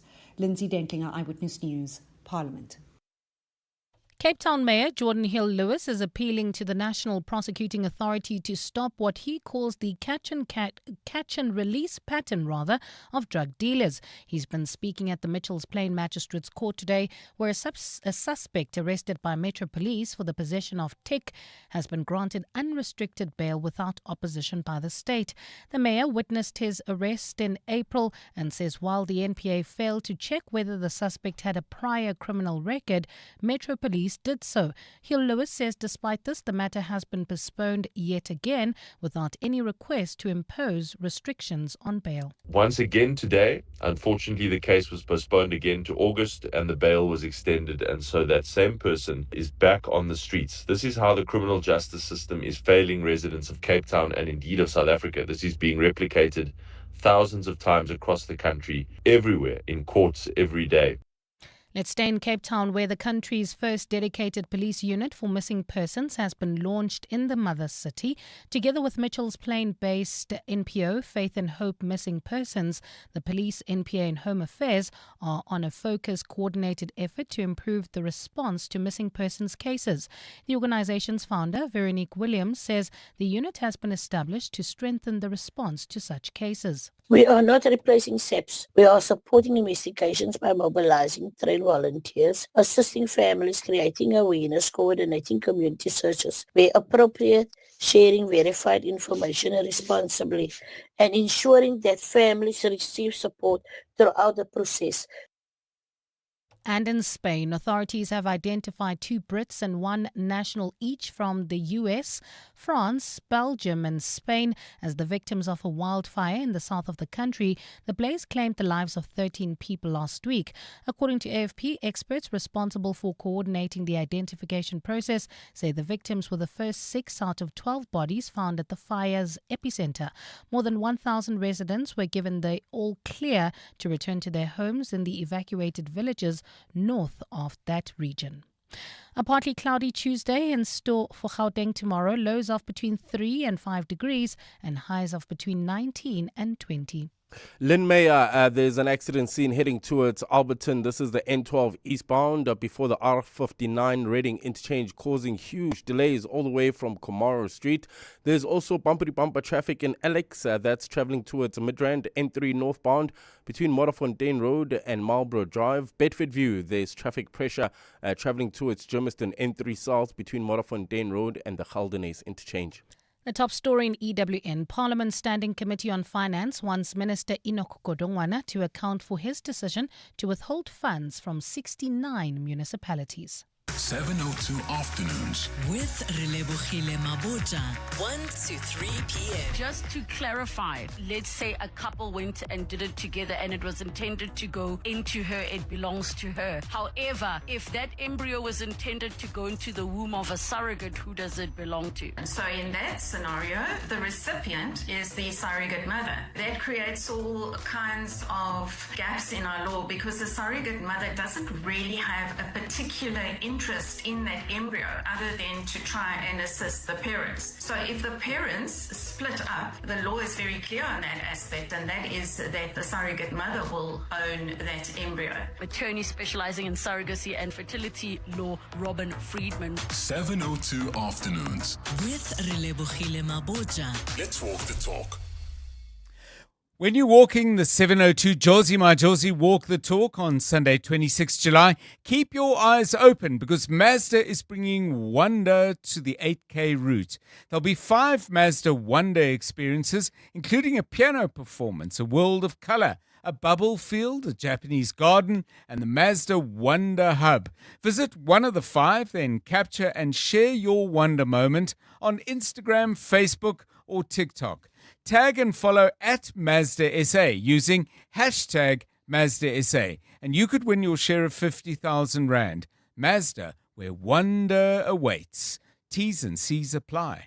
At the 702 Josie My Josie Walk the Talk, snap and share any one of 5 Mazda Wonder experiences using hashtag Mazda SA to stand a chance to win a share of 50,000 Rand. You know when your people are giving their best, not because they're pushed or pressured, but because they feel supported. And support is making sure they're covered. So if something happens, they can get the care they need.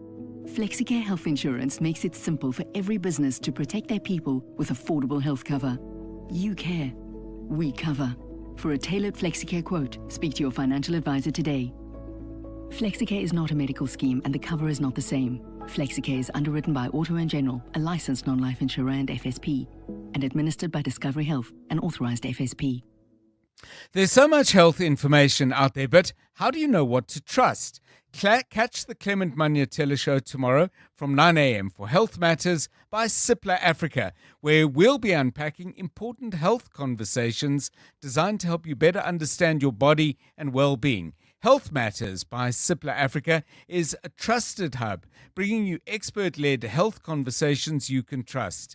Then head to the Prime Media Plus app or primemediaplus.com. Scroll to Prime Media Highlights and watch the latest Health Matters video featuring leading experts and thought-provoking conversations. Or WhatsApp the keyword health to 072 702 1702 and we'll send you the link to all that content.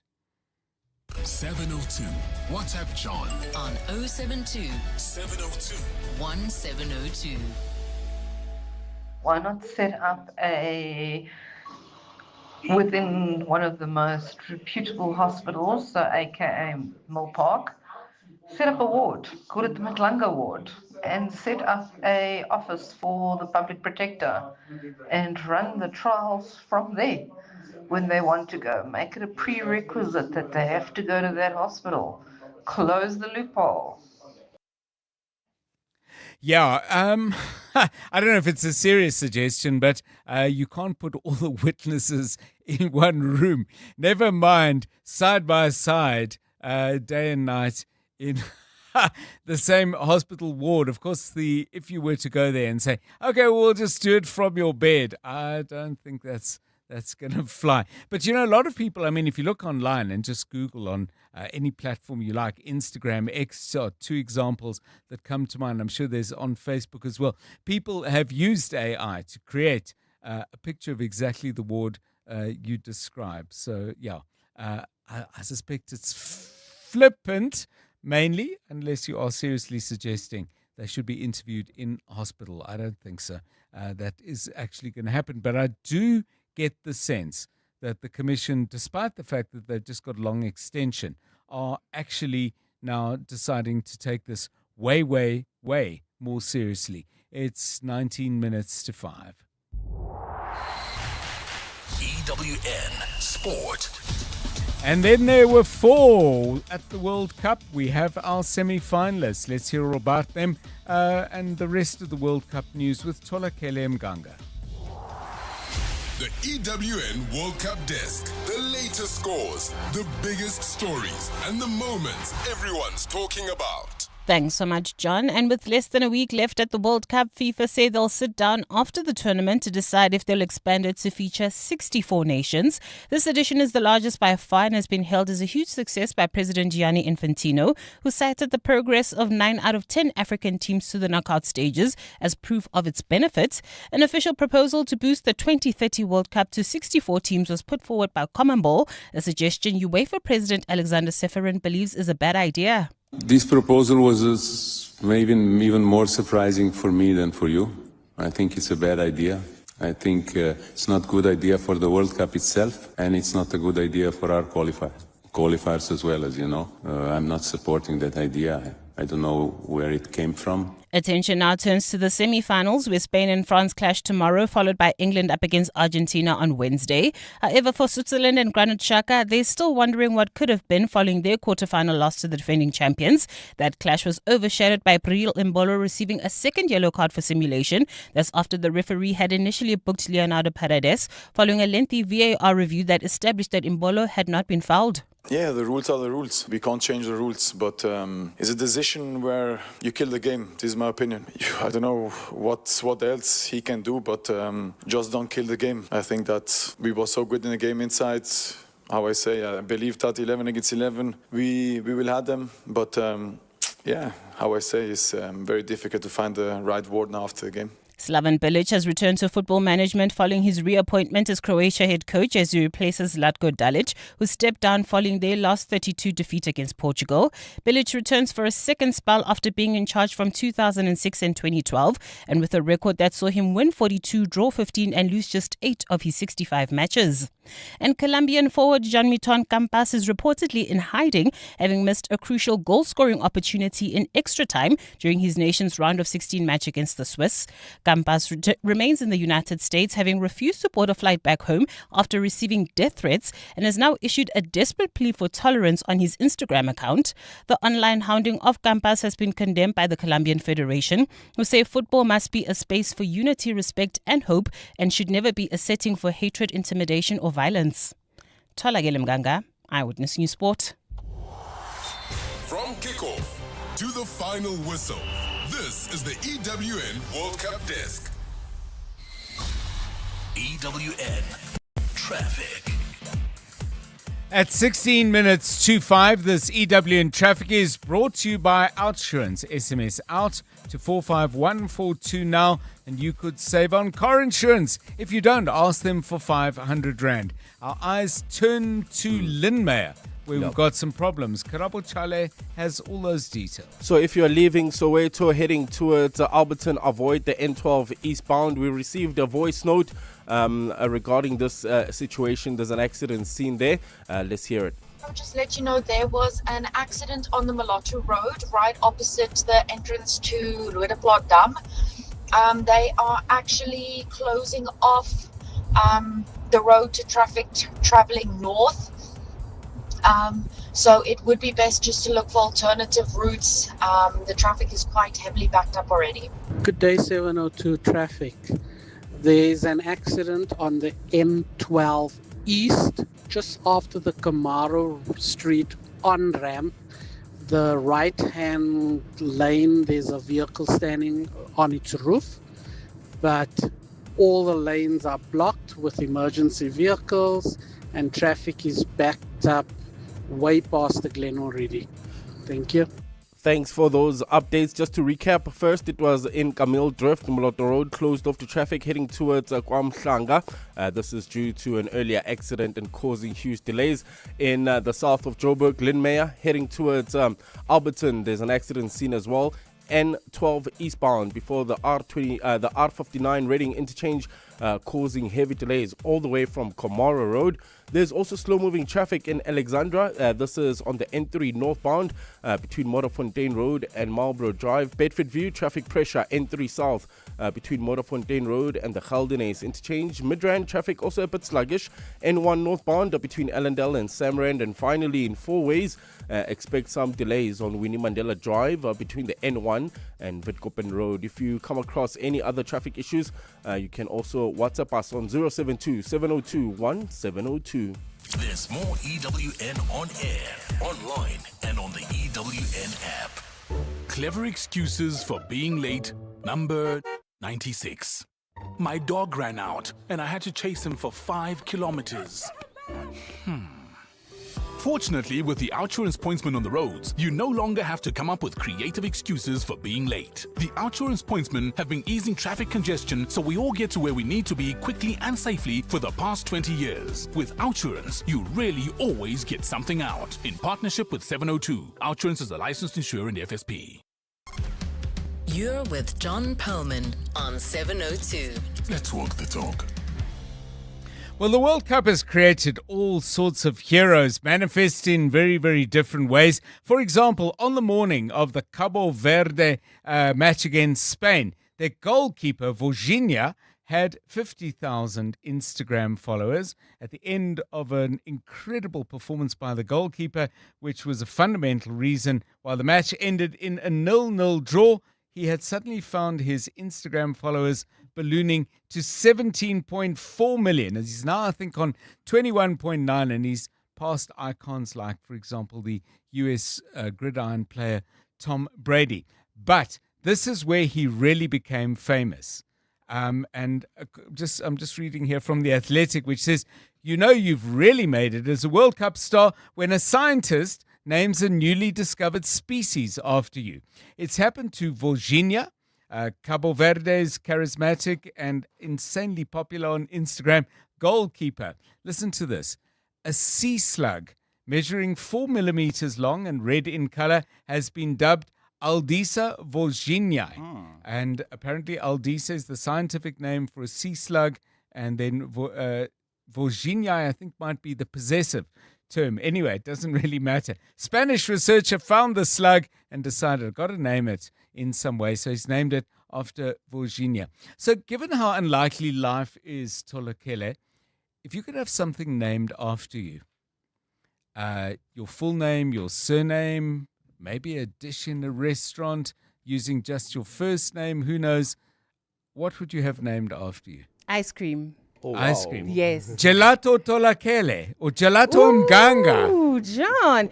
People that are in business, please listen to these ideas. Definitely ice cream, because it never goes out of style. Yes. And also, I like to think of myself as like summer. And you know how good quality ice cream tastes in summer. And I want people to have that feeling when they think about me. Gelato Mganga. If it was a French manufacturer, it could be Glacé Mganga.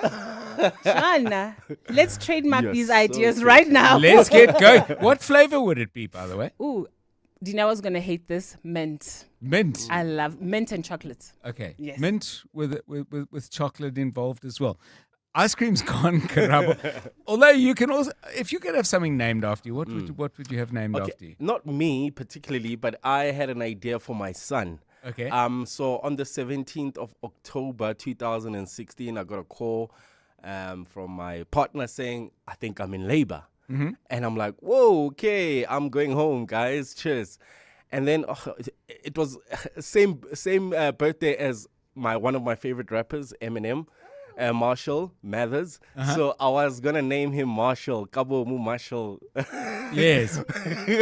And I think maybe his mother was like not up for the idea. Yes. Because the labor took like a couple of days more. So she kind of withheld the labor. And then after a few more days, she was like, the Marshall idea is gone now. Yes, On the 21st yes. of October. Then I forgot about it. But if it was on the 17th, he'll be Marshall right now. He would have been Marshall. Okay. So you don't want anything named after you. Jeez. Karabo. Wow. Let me think. Maybe a nice bottle of wine. Okay. Red, white? Yes, red. Dry red. Come on, John. Come up with ideas. Dry red. Stop stealing his ideas. We are already trademarking it. Oh, no, I'm thinking about it. The Chale blend. Oh. There we go. Okay. We'll have to bring the wine in. We'll check it out and we'll decide. Okay. So we've got wine. We've got ice cream. If you could have something named after you. Sea slug, I'm afraid, is taken by Volzhinia. So you're too late for that one, unless they find another slug, in which case there might be open bids for that, although I wouldn't know where to start. So sea slugs, ice cream and wine are all gone. What would you like to have named after you? Give us a call on that on 011 883 0702 and 072 7021 702. Bongi Nkosi is going big and says, I think a car, as much as it's been done by Mercedes, Ferrari, I think being named after a car immortalizes the person. You're flipping it, actually, Bongi, because you're naming yourself after the thing, but the thing must be named after you. It could be a building, it could be a street, it could be an ice cream flavor. Go on, Bongi. Put your name to something, not take the name of something that is famous. 8 minutes now to 5. John Perlman on 702. 3 to 6 p.m. Well, very troubling news for people in Limpopo province, a particular area around all days, that part of the Limpopo Northwest. The news that the diamond mine, which is an anchor employer in that area, the Venetia mine, is suspending production for 2 years.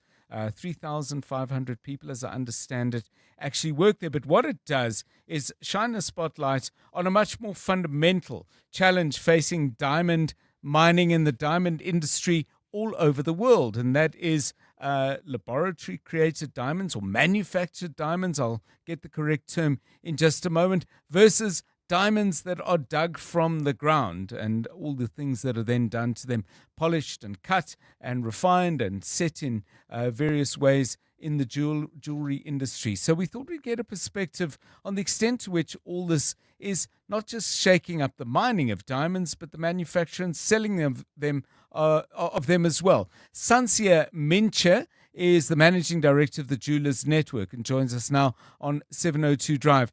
Thanks so much for your time. This battle for market share between the manufactured and the mined, how's that affecting that part of the industry within which you work and ply your trade? A very good afternoon to you. Hello, John. Thank you so much for having me and giving me this opportunity. I think there's various factors at play. There's no single reason the diamond industry is under pressure. It's a combination of economic conditions, changing consumer behavior, geopolitical factors, and increased competition from laboratory-grown diamonds. So consumers are spending differently. Younger consumers are prioritizing experiences, travel, and technology alongside luxury goods. Engagement ring traditions remain strong, but buying habits have evolved. No, please carry on. So with regards to laboratory-grown diamonds, they have become very affordable and widely accepted, particularly in the bridal market. And this has put pressure on natural diamond prices. Although the two products serve different consumer needs, that is the reality.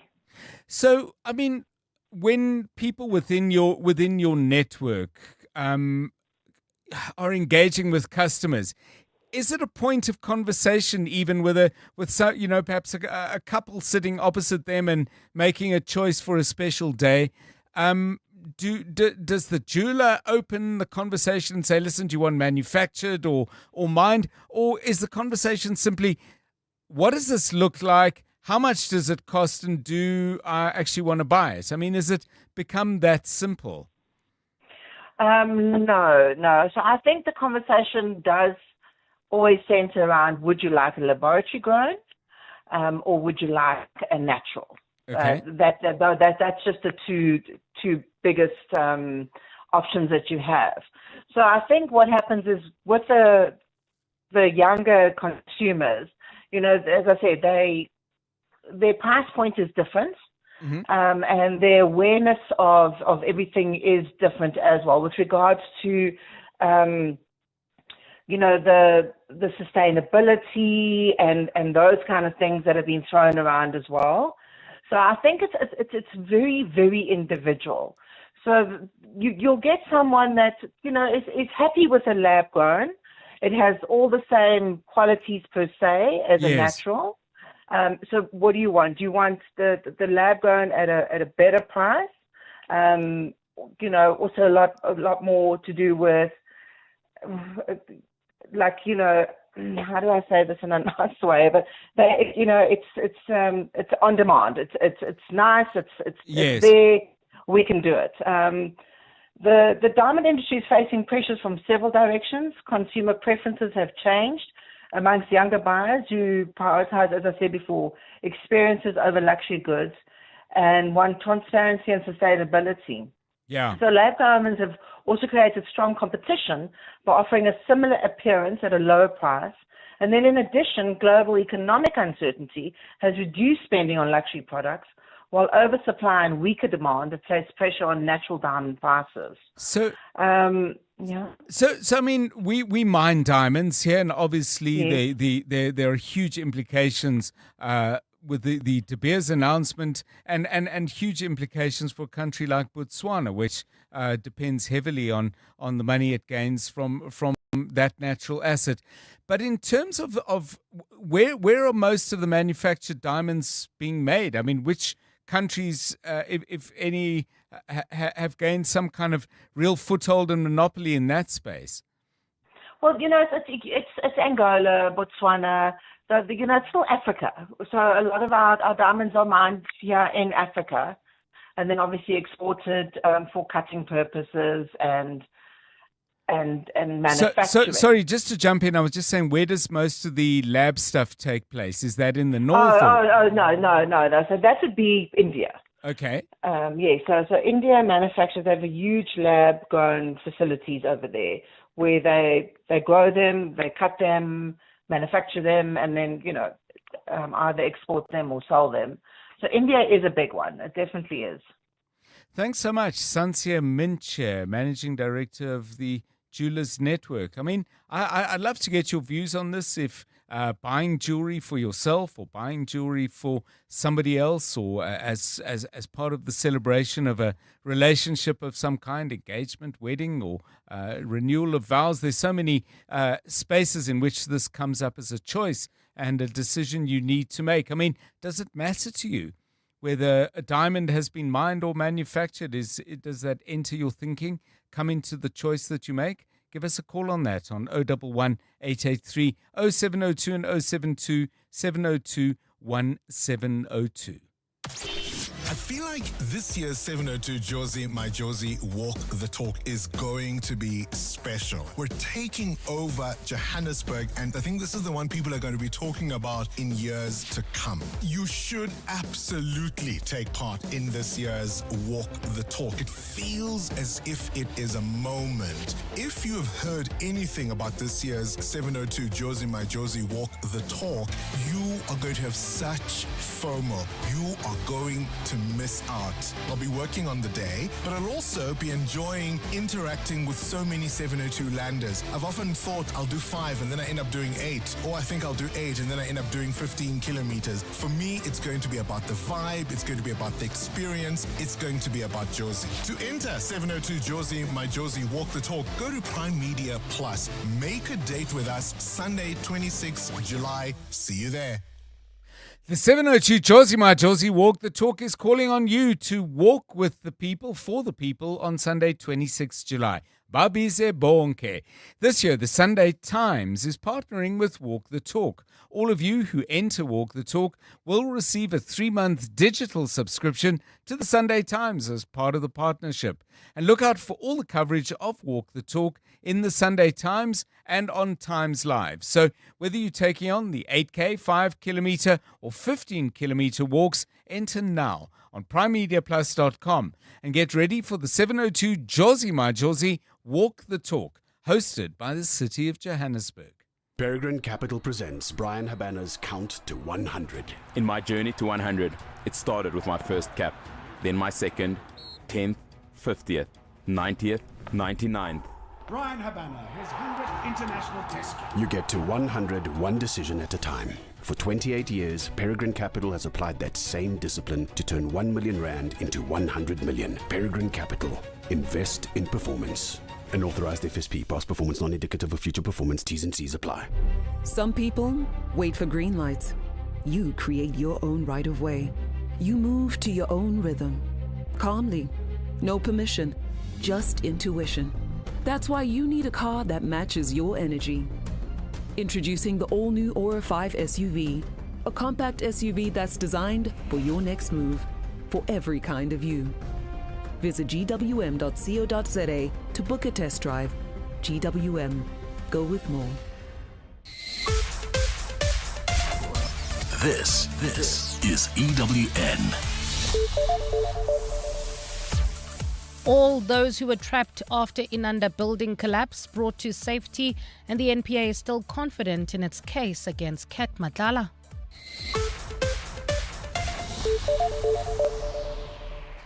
Good afternoon, I'm Bali Dlamini. Emergency personnel have rescued all 8 people who were trapped beneath rubble after a church building collapsed in Inanda, north of Durban today. The building collapsed earlier, leaving 10 people injured. All of the victims have since been transported to various medical facilities for treatment. ALS paramedic spokesperson Gareth Jameson says the site has now been cleared. And can confirm that there's no further people who have been located or hurt. At this stage, the number is still unconfirmed, but approximately 8 people had sustained various injuries, including critical injuries, and were rushed through to hospital before paramedics' arrival. The scene has been handed over to SAPS for further investigation. All rescue teams are leaving the area. Evidence leaders at the Madlanga Commission say it's not possible to continue their probe into the head of the Investigative Directorate Against Corruption, Andrea Johnson, in her absence. Johnson was due to testify at the Commission today, but her lawyers said she was rushed to hospital due to an illness. It's been alleged that Johnson has an improper relationship with tainted crime intelligence top cop Feroz Khan. She allegedly interfered in an assault and intimidation case opened against Khan by another officer. Tabiso Koba reports. As the Commission gets deeper into its work of probing criminal infiltration into the crime prevention sector, more key witnesses are conveniently falling ill before they have to testify. The Commission recently adopted a new strategy of reading evidence into record during the witnesses' absence. This was done for Medicare 24 Tshwane District CEO Mike van Veek and Deputy Head of Crime Intelligence Feroz Khan. However, evidence leader Mahlape Silo says the nature of the evidence against IDEC head Andrea Johnson makes it difficult to employ a similar strategy. What I have are two statements, a statement and a supplementary statement from Advocate Johnson, both of which are narrative in nature. I don't have WhatsApp messages to share with the commissioners. Johnson's testimony has been postponed to a later date. Tabiso Koba, Eyewitness News. The NPA insists the withdrawal of alleged criminal kingpin Vusumuzi Kat Matlala from a plea agreement will not weaken its case. Matlala told the Specialized Commercial Crimes Court today he was withdrawing from the plea after the court increased his jail time. This means Matlala will now rejoin his 14 co-accused in the 228 million rand Medicare SAPS Health tender fraud case. Previously, the NPA told the court Matlala would turn state witness and help it convict senior officers allegedly involved in corruption. The matter has now been postponed to September the 11th. NPA spokesperson Kaiser Khanyaho. It is a blow in as far as the plea is concerned, but not in as far as the matter, the case is concerned, because you must remember, because of all of those things that the magistrate said, he was already accused number one in the other case. And that is purely because we believed even there that he's the mastermind behind the whole thing. That's why it is the other cases, Matlala and others. Therefore, we still have evidence against him, and he knows. Tony Forbes, the father of slain rapper Keenan Forbes, better known as AKA, has accused the media of pushing the narrative that his son killed Anele Tembe. A court inquest into Tembe's death was postponed today after the magistrate fell ill. Tembe, who was AKA's fiancée at the time, fell to her death from the 10th floor of the Pepper Club Hotel in Cape Town in April 2021. Carlo Peterson has more. This weekend, a visual investigation which reconstructs Anele Tembe's final hours before she fell to her death was released in the media. The investigation is based on CCTV footage, incident reports, receipts and social media activity, tracing the movements of Keenan aka Forbes and Tembe in the hours before her death. Speaking on Cape Talk's midday show with Jane Dutton today, AKA's father Tony Forbes says the footage is nothing new. It is just unfortunate that what should actually be tabled in the inquest instead is being played through the media over and over with the narrative that Kenan killed Anele. Forbes says the truth will be revealed during the inquest, which is set to proceed on the 7th of September. Carlo Peterson, Eyewitness News. And in the UK, 12 people have been arrested as part of a terrorism-related investigation into an alleged threat against an Islamic event in eastern England. According to reports, the event ended early yesterday as a precaution after the possible threat. Those arrested include 11 men aged between 27 and 82 and one 48-year-old woman, mostly residing in London or Eastern England. Police believe there is no wider threat to the public connected to this matter. Gold is trading at $4,065.59 an ounce. The rand is at 16.36 to the dollar, 21.91 to the pound, 18.69 to the euro, and Brent crude oil is at $77.39 a barrel. Leaving Alex heading towards Midrand, bumper traffic N3 northbound between Modderfontein Road and Marlborough Drive due to an earlier accident. Bedford View also traffic pressure heading towards Germiston. That's the N3 southbound between Modderfontein Road and the Galdenays interchange, and in Midrand traffic remains sluggish N1 northbound between Allendale and Samrand. In your sport, FIFA exploring whether to expand the World Cup to include 64 nations. Slaven Bilic reappointed Croatia head coach. And a Colombia player in hiding after death threats following crucial miss. A partly cloudy Tuesday in store for Gauteng tomorrow. Johannesburg drops to overnight lows of 4 degrees, peaking at 19. Pretoria 5 and 20, and Vereeniging 3 and 20 degrees. The top story in EWN: emergency personnel have rescued all 8 people who were trapped beneath rubble after a church building collapsed in Inanda, north of Durban today. EWN, in touch, in tune, and independent. For the latest, visit ewn.co.za or download the EWN app. On Sunday, 26 July, 7:02 Jozi My Jozi Walk the Talk unites us all in the iconic Joburg CBD. 7:02 Walk the Talk. Abize bonke. Enter now on primemediaplus.com. 7:02. Drive home with John Perlman. John Perlman, 3 to 6 p.m. On 92.7 and 106 FM. Let's walk the talk. 7:02 Drive, it's 9 minutes past 5, and it's good to have you with us for the last hour of the show. We're going to focus shortly on this story. That was the deal, no deal, in fact, but the realization that an earlier deal reached between the National Prosecuting Authority on the one hand and the businessman Vusimbuzi Matlala on the other. The plea deal where he would plead guilty and provide certain information about other people implicated and involved in the fraud and corruption matter with which he is currently facing charges, that's fallen apart because of a decision by the magistrate presiding over the matter that the initial decision, the initial deal that would see Mr. Matlala serving 8 years was insufficient punishment for what had happened, and he put forward another deal which would have seen Matlala in jail for 12. So that is off the table, but is it simply back to square one, or does the falling apart of a plea deal actually change certain things? To my mind, that would be inevitable, but that's because that's to my mind, and not necessarily the mind of my guest. Ulrich Roux is a highly experienced lawyer in criminal matters. He'll help us understand this better. Joining me in about 2 or 3 minutes' time. We have been asking you questions about a whole range of things in the course of the show. Is there something you would like to have named after you? Tola Kele would like an ice cream named after her. And we do all of this prompted by a new sea slug that has been discovered being named after the heroic goalkeeper of Cabo Verde, who I think pulled off a record number of saves at the age of 40, by the way, in Cabo Verde's 0-0 draw against Spain, the beginning of their extraordinary adventure in the 2026 World Cup. So some of you have views on that, and then I've been asking you a little bit about diamonds, manufactured diamonds, lab-grown diamonds on the one hand, diamonds that are mined on the other.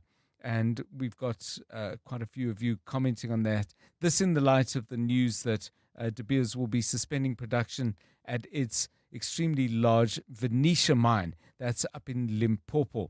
So Stephen Curtis, I'm sure, will cover that on the Money Show, the various business and economic implications. We looked more at the industry itself. And if you missed our conversation with Sansia Mincher from the Jewelers Network, you can pick that up on our website, primemediaplus.com. Let's hear a few of your comments.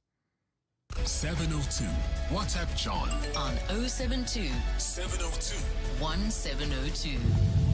Hi, John and team. Excuse the pun. This may be a tongue-in-cheek comment. Is this not proof that diamonds are not forever? Thank you to my son in Midrand.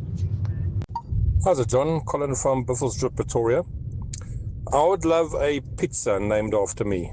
I invented one. Well, I hope I did. I think I did. A good couple of years ago when we were down in the Cape officiating over gymnastics SA champs, we went out and I decided to have a focaccia with a carpaccio on the top. So they cooked the focaccia the normal way in the pizza oven, and then they slice up the carpaccio with the Parmesan cheese, a bit of celery, sprinkled over the top with balsamic vinegar. it is delectable. Thanks, cheers. Afternoon, Tata John. My name is Rafilwe. I would ideally like a school to be named after me. Rafilwe Sky Manyaka, high school or primary school. One of the two. That would be so cool. Good afternoon, John and the team. John, I would undoubtedly like to be named after an exquisite bottle of fine French champagne. You can call it Joël, with a flair of sophistication and unmistakable class. After all, John, if you are going to be named after something, it might as well be a luxury label as opposed to a, school attendance register. So Joël it is for me. French champagne. Joel from Kempton Park, have a splendid Monday afternoon. So hi 702 and to the 702 family. Butting in on the lab grown versus the mine diamonds debate. I am lab grown all the way. I think that the over evaluation of these stones from years of marketing from these diamond companies, with the De Beers Diamonds Are Forever campaign, and the absolute abhorrent treatment of certain indigenous peoples to take advantage of their diamond supplies. It's about time that there's something to start taking a bit of value away from these other industries. I'm a big fan of the concept of lab grown. To be honest, I can't see much of a difference if you're looking at the jewelry purposes.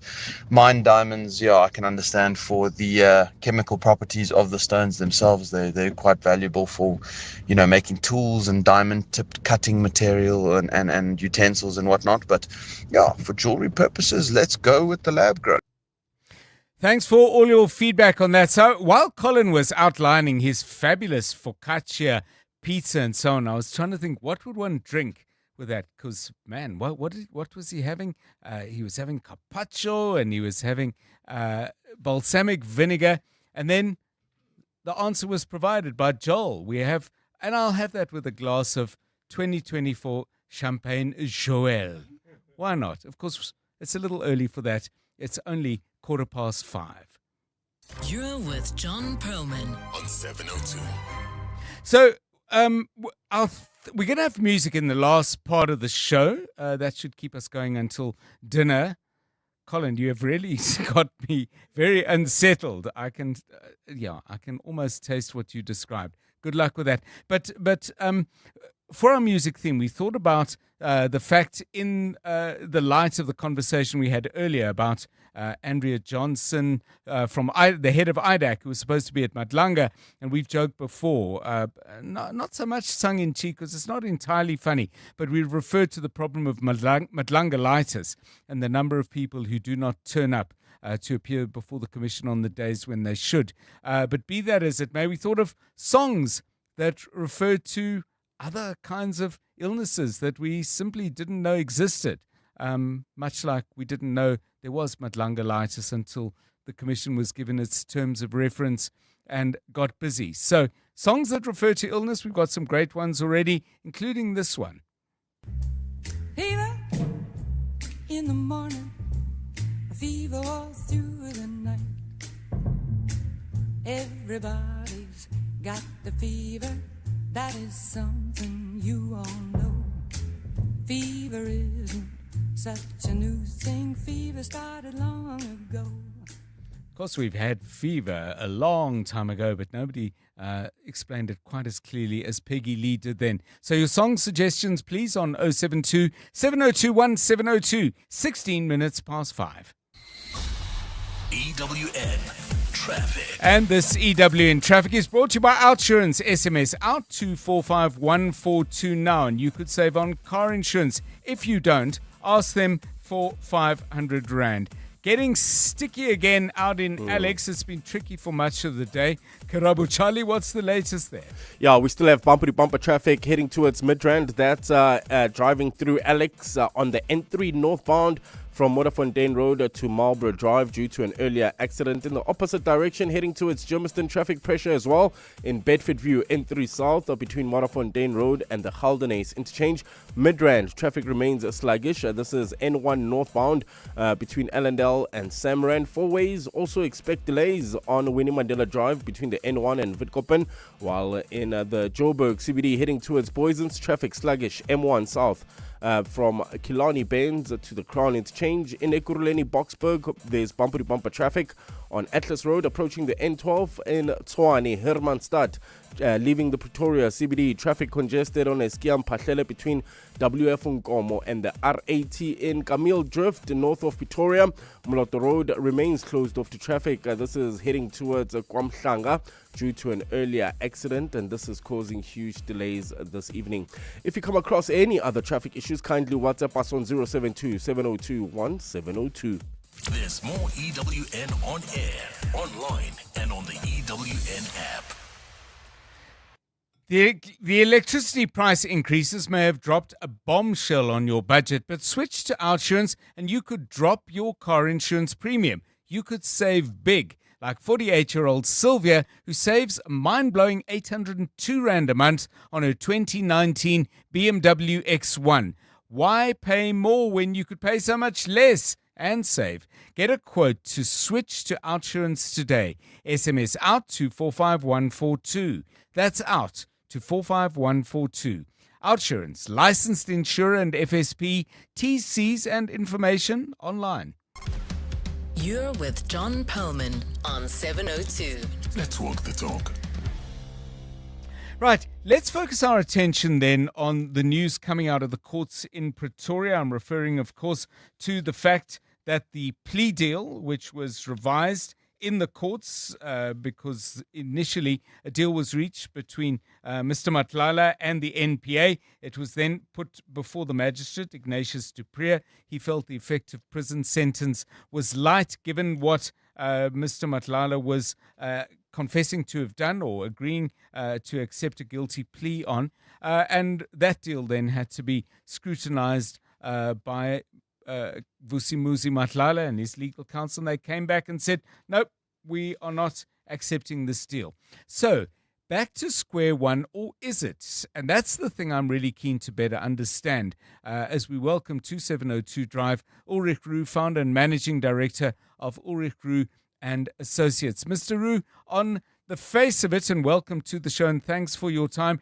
On the face of it, I guess in terms of the law, it's as we were, but in the actual practice of law, first of all, is this kind of thing quite common? Would you and other lawyers working in the areas that you do have, on a number of occasions, have to deal with a plea deal that didn't work out? Hi, good afternoon, John. Thank you for having me. Yes, certainly when one looks at 105 or Section 105 guilty pleas, it is quite common. Remember that in terms of this section, all the parties involved need to be in agreement pertaining to the exact facts that the accused is pleading guilty to, and then the sentence that is being handed down. Now, as you correctly pointed out, the magistrate was not satisfied initially with a proposed incarceration of 8 years for pleading guilty to these crimes, and he said that he would accept the 105 guilty plea if the agreed upon sentence was 12 years. Mr. Matlala and his legal counsel then considered that option as handed down or given by the magistrate, and they've rejected it. So essentially, to get back to the first part of your introduction, it is back to square one. The matter is now being postponed until September 11th in order for Mr. Matlala to be added as an accused again, together with his other co-accused in the main matter. And now that he's not willing to accept that guilty plea, yes, it's up to the state to prove the case against him, as is the case with any other criminal trial. They would have to lead evidence and prove their case beyond a reasonable doubt, should they wish to secure conviction against him. Now, the interesting thing as well, and sorry, I'm carrying on, but of course now he's no longer regarded as a state witness. So the NPA and the state can no longer rely on his testimony in order to try and prove their case against the other accused. And that was the whole reason behind them negotiating with him is that they would have secured his testimony in an attempt to secure convictions against the other accused. All of that is now off the table, and they will have to prove their case beyond a reasonable doubt against all the accused without Mr. Matlala's testimony. So, I mean, there's obviously the law and the way the law works. And as you've described, this is a road well traveled by judges, magistrates, prosecutors, and of course, counsel like yourself. But I can't help thinking there must be a human element where somebody said, okay, I did it. I'm simplifying. And now they're saying, okay, well, no, I didn't do it. Does that not cast any shadow over the proceedings, where the prosecutor, for example, may feel a little more confident of the case that they have, where a magistrate, I mean, do they just shut this out of their minds completely, either through a sense of legal obligation or a sense of the mental discipline that got them into these jobs in the first place? No, it's a very, very valid point that you raised, John. Of course, any presiding officer needs to look at a case objectively and without being unduly influenced pertaining to any factors surrounding the case. And it is exactly what you say now. The magistrate or the judge who is ultimately going to be presiding over this matter will have to completely disregard the fact that Mr. Matlala was willing to plead guilty, was willing to become a state witness, and now suddenly pleads not guilty. So even though the magistrate or the judge needs to disregard that fact, we are all human, and there's no doubt that whoever is going to preside over this matter at the end of the day will remember that Mr. Matlala was more than willing to plead guilty for a period of imprisonment of 8 years, and when that was not accepted, he suddenly now changed his tune and he's going to plead not guilty. So one would have to wait and see if the presiding officer at the end of the day really does act objectively in the matter. Yes. It is expected of him to do so, but certainly a factor that will remain in any presiding officer's head at the end of the day, in my view. What about the co-accused? Because, I mean, here's John, and he said, okay, I'll tell you what Ulrich has done and whatever. And now we're all in the dock together, presumably with different counsel. But you, I don't know if it's been part of your experience in your practice, but I mean, surely certain dynamics must change there as well. Well, the old adage of each to his own, and there's no honor amongst thieves rings true, John. Yes, so, yes. One can expect all of these accused to look out for themselves only and to present evidence or try to present evidence which exonerates them at the end of the day. Yes. One also finds a lot of the time that accused cannot be represented by the same legal representative because their versions are mutually destructive. And they don't have the same version. So again, they will only be looking out for themselves, and one can expect the same from Mr. Matlala. The other accused, I'm sure, will also not forget that he was willing to become a state witness and would most likely have implicated a number of those accused. Otherwise, the state would not have entertained any guilty plea negotiations with him. So, again, a lot of information for them to ponder on and to think about before they go on trial in the matter. Last one, and this may well be the trickiest in terms of the law, but you'll guide me on that, I'm sure. NPA spokesperson Kaiser Khanyago, obviously responding to the development, says nothing that was in that plea can be used, and therefore we have to continue with our investigations from the IDAC side, and then the matter will come back here in September. I would have thought for investigators that's particularly tricky because presumably they cannot use anything that was in the plea deal. Nevertheless, some of the things that were in the plea deal might well be leads they would ordinarily have followed as they built the case. Am I overcomplicating it, or can that get seriously tricky for prosecutors and their team? You are overcomplicating it a little bit, John. Okay. Certainly the information contained in that guilty plea can point investigators into the right direction, and they can follow up on leads contained in that plea. What the spokesperson of the NPA intended to convey was that the contents of that guilty plea can no longer be accepted by a court. So the actual document and what he testified about in his document and the information that he provided cannot be accepted by a court, but there's nothing preventing the IDAC investigators from following those leads, potentially turning other accused into state witnesses if they can benefit from that, and obtaining evidence from other sources in order to bolster their case and in an attempt to secure their conviction. So the actual guilty plea cannot be used, but the information in there can certainly lead to more evidence being gathered.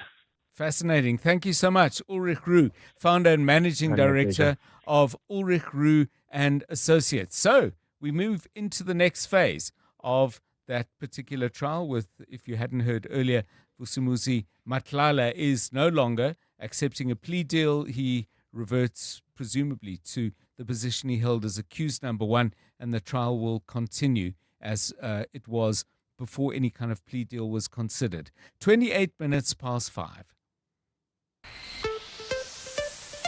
EWN Business.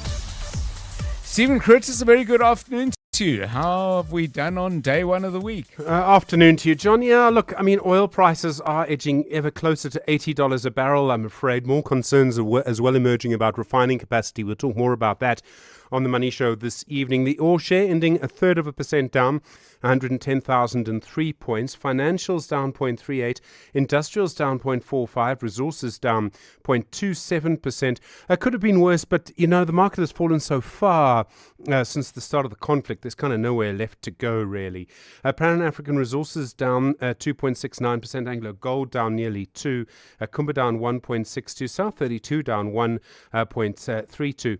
Interesting, British American Tobacco, I would have thought that they might be slightly stronger today as a defensive share against higher oil prices, but they're down 1.57 and Goldfields down nearly 1.5. Good day for PSG Finance.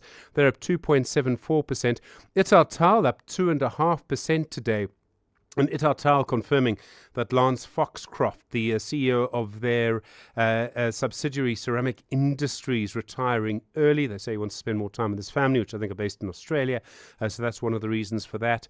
Sasol up 2.5%. Stronger oil prices. They might have thought maybe they'd go a little higher than that. And then Vodacom, Datatec, Telkom, all up by over 1% on the day. Sanlam also up by 0.93%. Clicks down 1.79, and we see also one or two of the other consumer shares down as well. Confirmation as well from De Beers. They're closing production for 2 years at the Venetia mine in Limpopo, despite the fact that they invested over $2 billion in that mine in a big project that ended just 2 years ago. So much today being driven by higher oil prices, and that's obviously having a big impact in the US, where the Dow Jones is down 0.18, the Nasdaq is down 0.78, the S&P 500 is down 1/3%. The gold price, John, getting closer to 4,000. It's $4,013.39 a barrel, an ounce rather. Platinum, $1,615.30. Brent crude, $79.33 a barrel. And then the rand to the dollar, 16.40 to the euro, 18.69 to the British pound, 21.93. On the Money Show tonight, more on the amount of oil that we'll be holding. Government looking at improving that and how they're going to do it. A lot more will have to come from the private sector as well. We'll talk more about the future for diamonds. Luno, the big crypto exchange, very worried, as many other people in that industry are, about government's proposed new regulations. We'll talk to them. We'll talk about electricity pricing as well. And then in how to run your business, in How I Make My Money this evening, we'll be speaking to the CEO at Essence Hair Care. John, you and I are obviously not experts in hair care products, so we'll speak to someone who is, and how it works and how you differentiate across the market and all of those things. I think that's going to be quite an interesting conversation this evening. Stephen Curtis, EWN. You got a comment about hair, John? I mean, I could give some historical context and some background, but you're right. Longest your hair's ever been? I'll tell you if you'll tell me. No, I'll show you a picture, actually, all the way to my shoulders. Down between my shoulder blades. Okay, you win. You win again. Stephen Curtis with the Money Show between 6 and 8. Do not miss it. It's 28 minutes to 6. Right, let's get the very latest news from Mbali Dlamini. Some political shuffling, I believe. Good afternoon. That's correct, John. A very good afternoon. Popular eThekwini politician Zandile Gumede has dumped the ANC and joined the Umkhonto weSizwe party. Her joining and new appointment was announced today during a media briefing in eThekwini. The party says Gumede will be the MK's new deputy convener in KZN. Gumede is the last elected ANC eThekwini chairperson and has represented the party as mayor of the metro and a member of the KZN legislature.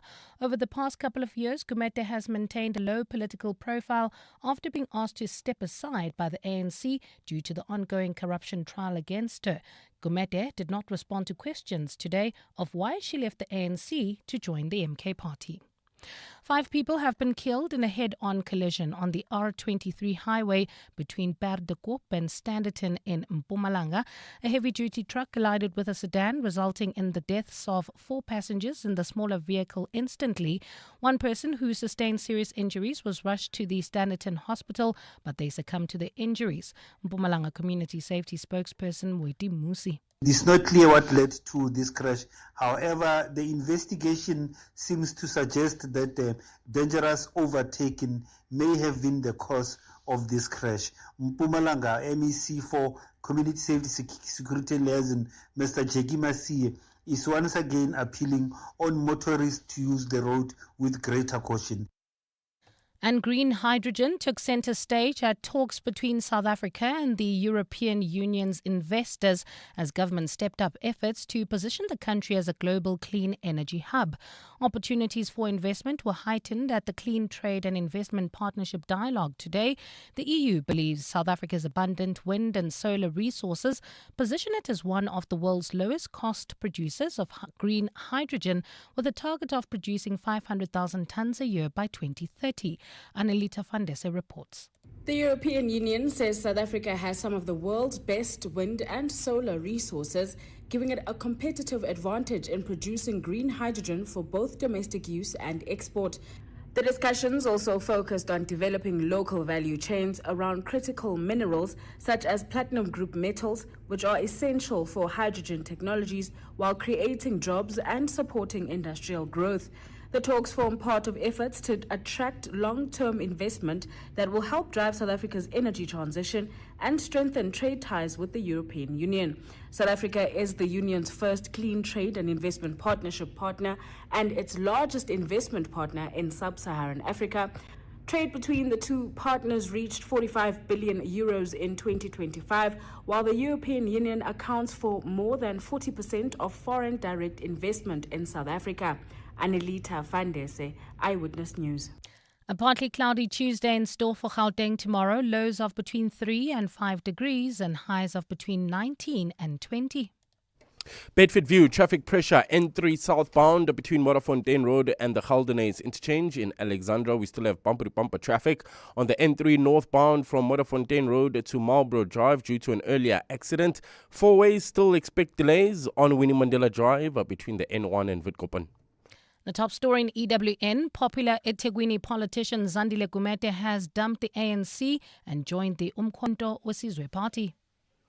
Aubrey Masango. Weekday evenings, 8 to midnight. It appears that law enforcement is starting to put pressure on government to say, hey man, we can't be marching every day. Once the people of any country begin to say, you as our government have been missing in action in a particular job that you should be doing, and we are going to do it ourselves. That for me is a sign that government has lost control of that space. I'm hoping that all of these efforts are going to make sure that government begins to accelerate some of the issues that are being called for.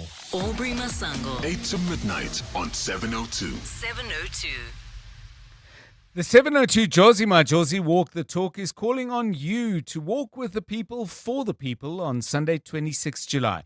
Babize Bonke. And this year you can choose from 3 different inner city routes.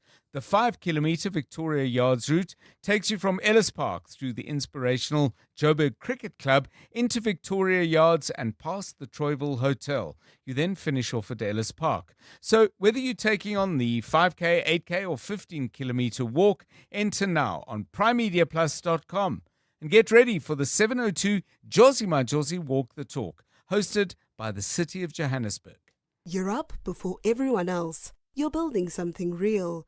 Absa Business Banking, powered by Visa, gives you everything you need to get going. Open a business account in 10 minutes. Buy a point-of-sale device for $7.99 and get a credit card all in one place. We get it. Running a business is hard. Your banking shouldn't be. Search Business Starter Pack. Your story matters. Absa is an authorized FSP and registered credit provider. T's and C's apply. We asked rugby legend Francois Steyn what he thinks of the all-new Toyota BZ4X. France, would you say the BZ4X is a rugged all-wheel drive SUV? Yeah. Cool. Was the acceleration and handling good? Yeah. All right. So you think the BZ4X can handle South Africa? Wat dink jy? Well, there you have it. The all-new Toyota BZ4X, an all-wheel drive battery electric SUV made to handle South Africa. The BZ4X, it just got real. 702. WhatsApp John on 072 702 1702. Hey there, John. It's Kevin, Strubens Valley. Normally, I would look at sale prices. When it comes to buying, I'm very focused on the price, John. But also, as of recent years, I look more at where it was manufactured because I kind of feel an obligation to like buy South African produce stuff first, as opposed to something that is imported. And I feel strongly about it because we are affecting our local economy, our GDP and everything. So with this one, no, definitely I would go for something that was mined. Good evening, John and the team. I would love to be named after a cake. Just imagine being named after a cake. And I'd be Jonas Cake. Jonas Cake. Hi, John and the listeners. I'll be honored if they can rename the Strait of Hormuz to my name. Okay. Well, I'm prepared to push for that. If you can get some oil out of there, we'd be delighted. Okay. What would you like to have named after you? That was a question we asked. If I'd made a list of 250 possible things people would choose, I'm not sure the Strait of Hormuz would have made that list. Anyway, wonderful. Thank you. 20 minutes to 6. EWN Sport. More changes for the Springboks after a much-changed Springbok team won what I thought was a pretty wild game at Loftus. If you were there, do drop me a note and tell me what it was like. Tolakele, Wales next. What have we got team-wise? Well, John Rassie Erasmus says the Springboks made fixable errors in that win over Scotland as they now switch their attention to the clash against Wales on Saturday. The coach has made 10 changes to his matchday squad, including calling up 4 uncapped players for the Third Nations Championship clash against the Dragons. South Africa topped the Southern Hemisphere standings with 10 points following their victories over England and the Scots. We played with a team that's disjointed, that hasn't played together again in a lot of combination. Some guys who's just never played at this level with the guys who play next to them. And Scotland is a team with Van Russell at 10, a brilliant backline and a pack of forwards that played Six Nations 4 months ago. So yeah, those errors, I think it's fixable. Would have been disastrous if we lost, and then we have to fix those things. That's not lacquer. At the same time, SA Rugby say they'll thoroughly review their ticketing pricing at the end of the 2026 season. That's to ensure it reflects accessibility and sustainability. They were forced to slash prices for the test at Ellis Park, which saw a crowd of 52,000 at the 62,000 capacity stadium, while unsold tickets for the Loftus test ranged between 1,050 Rand to 2,500 Rand. Switching over to football, where Andoni Iraola says he wants to give Liverpool fans a team they can be proud of, having joined on a 2-year deal after leaving Bournemouth. The Reds returned to training last week as they look to improve on their previous campaign, which saw them finish 5th in the Premier League and resulted in Arne Slot's sacking on the 30th of May. If they sack you, it's going to be better because they will pay me a little bit more. Or, if I haven't worked also, it's like, if you are happy, I'm happy. Don't worry, I hope I can stay here 2 years, no, a lot more years. It would mean that I've done a very good job, but I feel we have to earn. Managers, we have to earn every year the right to continue, especially in clubs like Liverpool, but I do it everywhere. I've done it always like this, yes. Linda Noskova has moved into the WTA's top 10, having won her first Grand Slam title at Wimbledon on Saturday. The 21-year-old jumps 5 places to a career high number 7, having recovered from wasting 5 match points in the second set to beat Karolina Muchova. It definitely means that if I focus on myself, if I enjoy my time on court, if I know that I can win, if I want to just keep it down, if I want to just go from point to point, I can win such a tournament. I feel like with my tennis, I never know what to expect, but I felt good on court throughout these 2 weeks. And former New Zealand skipper Stephen Fleming is leaving IPL side Chennai Super Kings after 18 years. He initially joined as a player ahead of the inaugural edition of the T20 tournament in 2008 and took charge as coach the following year. Under Fleming's leadership, Chennai qualified for the playoffs a record 12 times and were part of 10 finals. Tholagile Mganga, Eyewitness News Sport.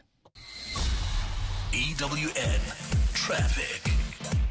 Right, let's get out onto the roads one more time, catch up with the latest developments in the traffic. It's getting pretty busy out in Bedfordview. Don't worry, Karabo Chale has all the details and anything else you need to know. Here he is. Yeah, traffic pressure heading towards Germiston, that's in the Bedfordview area. N3 southbound from Modderfontein Road all the way to the Geldenays interchange. There's also bumper-to-bumper traffic in the opposite direction. This time is driving through Alexandra, heading towards Midrand. N3 northbound between Modderfontein Road and Marlborough Drive due to an earlier accident. Midrand traffic sluggish. N1 northbound from Allendale to Samrand. 4 ways also expect some delays on Winnie Mandela Drive between the N1 and Witkoppen. The Joburg CBD traffic remains sluggish. This is on the M1 southbound from Killarney Benz to the Crown interchange. Boksburg bumper-to-bumper traffic on Atlas Road approaching the N12. Traffic remains heavily congested in Hermanstad, Tshwane, that's leaving the Pretoria CBD on Eskiam Pahlele between WF Nkomo and the R80 in Camille Drift. Moloto Road remains closed off to traffic. That's heading towards Kwamhlanga due to an earlier accident, and there's heavy delays on that route. If you come across any other traffic issues, kindly WhatsApp us on 072-702-1702.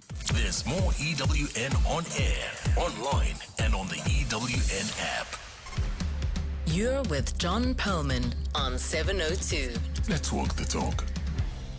So the theme for our music today is songs that refer to illness, either real illness or things that you kind of are sort of making you feel unwell, but it's a kind of special kind of sickness. They come out in the story of the song. Many of you have sent us your suggestions. We've got some great ones. Let's get going straight away. 702. WhatsApp John on 072 702 1702. Hi, John and the team. It's Tulla from Joburg. One of those songs that makes me think of politics in South Africa is by Pink, called Just Like a Pill. Don't know if you've heard it, but it goes, "You're just like a pill. Instead of making me better, you keep making me ill. You keep making me ill." Those lyrics, they just say it all. Thanks always for such a great show. Have a wonderful evening.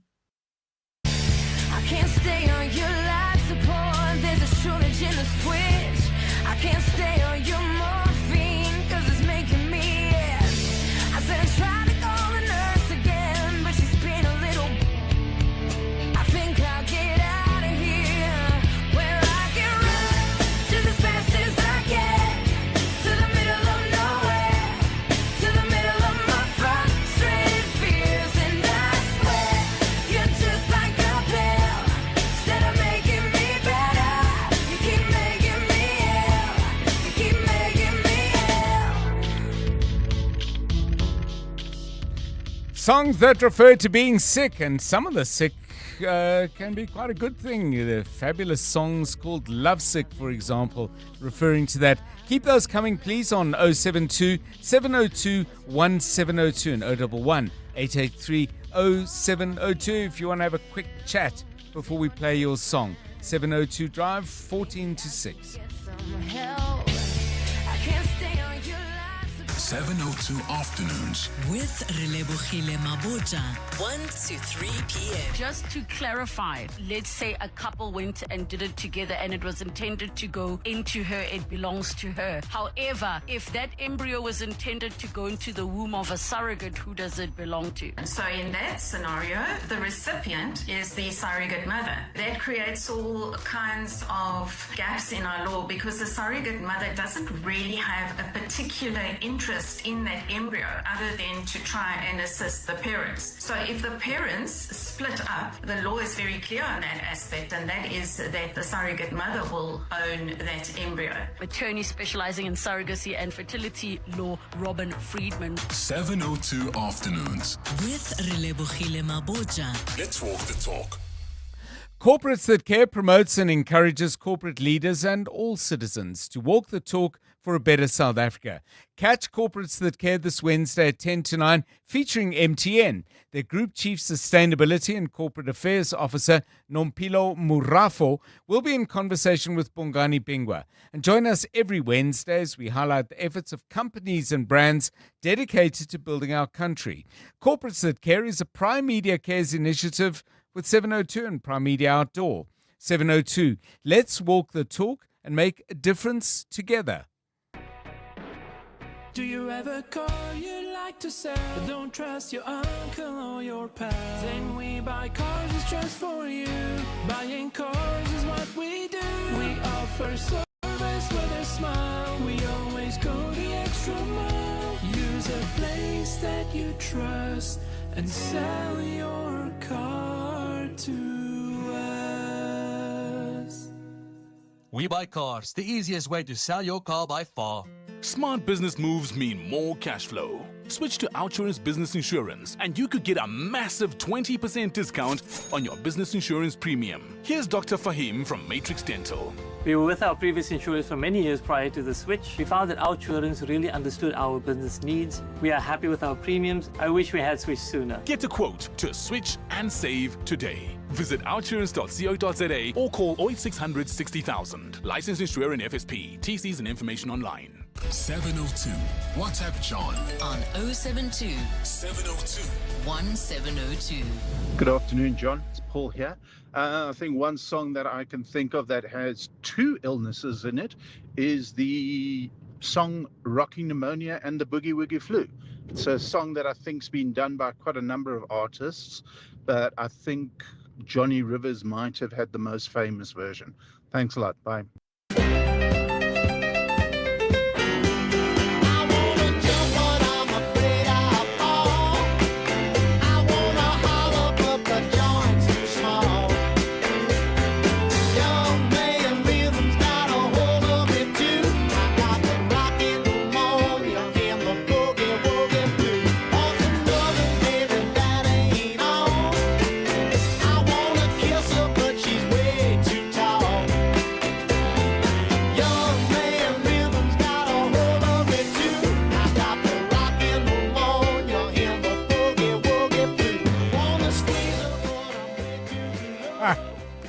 What ails thee, my son? I got the rockin' pneumonia and the boogie woogie flu. Johnny Rivers, a song that I think originally came out in 1957. Anyway, Johnny Rivers' version was a little bit later than that. The first one, Huey Piano Smith.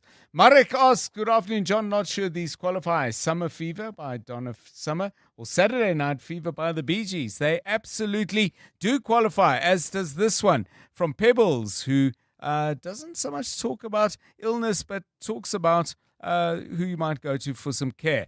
This is Simply Red.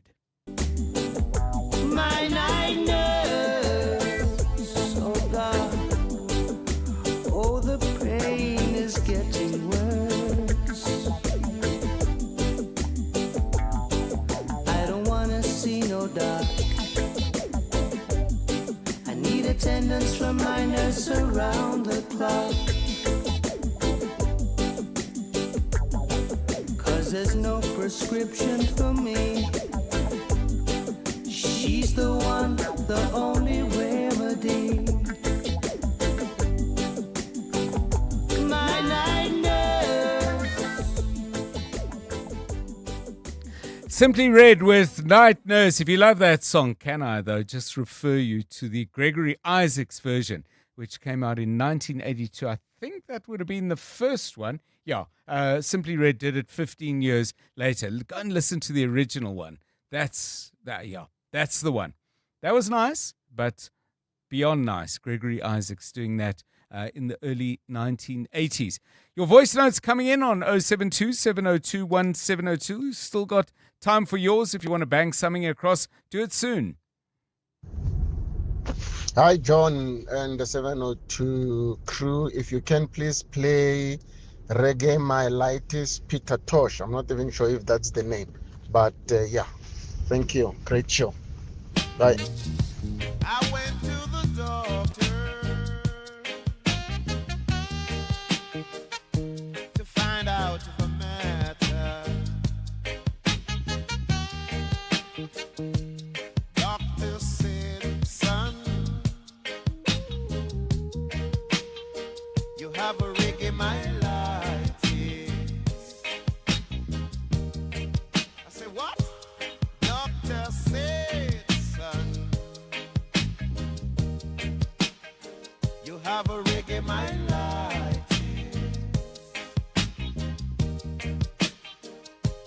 In a me bone now.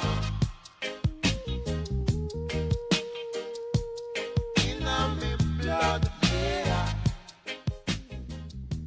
Peter Tosh. That is the right title. Reggae Myelitis. Speaking of doctors, Mr. Jikwa sends us this. I Need a Doctor by Eminem and Rihanna. What else have we got? Let's go to this one. Marlon. Yeah. No specific illness, but worried about what the cure might be like. Here's Bon Jovi with Bad Medicine.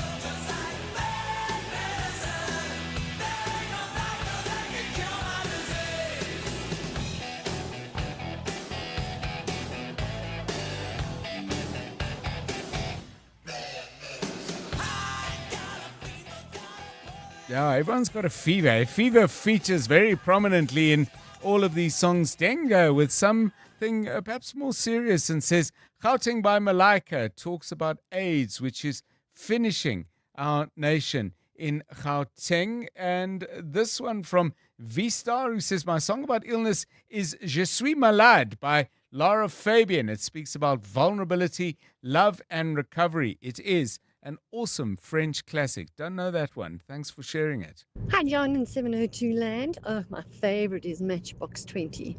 I'm a little unwell, or I think just unwell.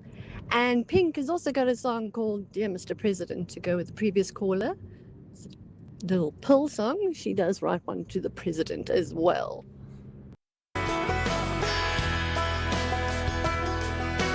All day, staring at the ceiling, making friends with shadows on my wall.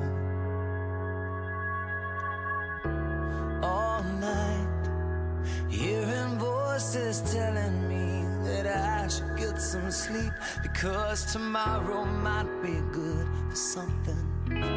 Hold on, feeling like I'm headed for a breakdown, and I don't know why, but I'm not crazy, I'm just a little unwell. I know right now you can't tell, but stay a while and maybe then you'll see a different side of me. I'm not crazy, I'm just a little impaired. I know right now you don't care. Matchbox 20. That was actually for a TV series, I believe, called Unwell, which I didn't see. Nice song, though. That coming out in 2003.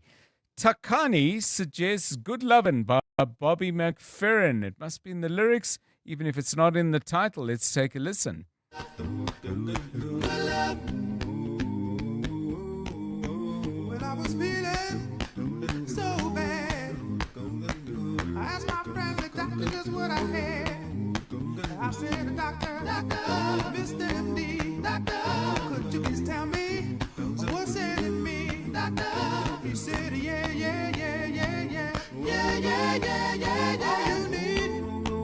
All you really need, 'cause you gotta have love. All you need is love, but good love, baby. So come on, baby, squeeze me tight, squeeze me tight. Don't you want your poppin' to be alright, be alright? I said, baby, it's for sure, baby. I got the fever, yeah, you got the cure. Yeah, that's Bobby McFerrin's absolutely unique take on these songs. Most famous version of that was by a group called the Young Rascals. That was came out in 1966, 60 years ago. Where did the time go? Raylene suggests that, that this is just a simple, goes way beyond feeling unwell. Aerosmith, who are sick as a dog.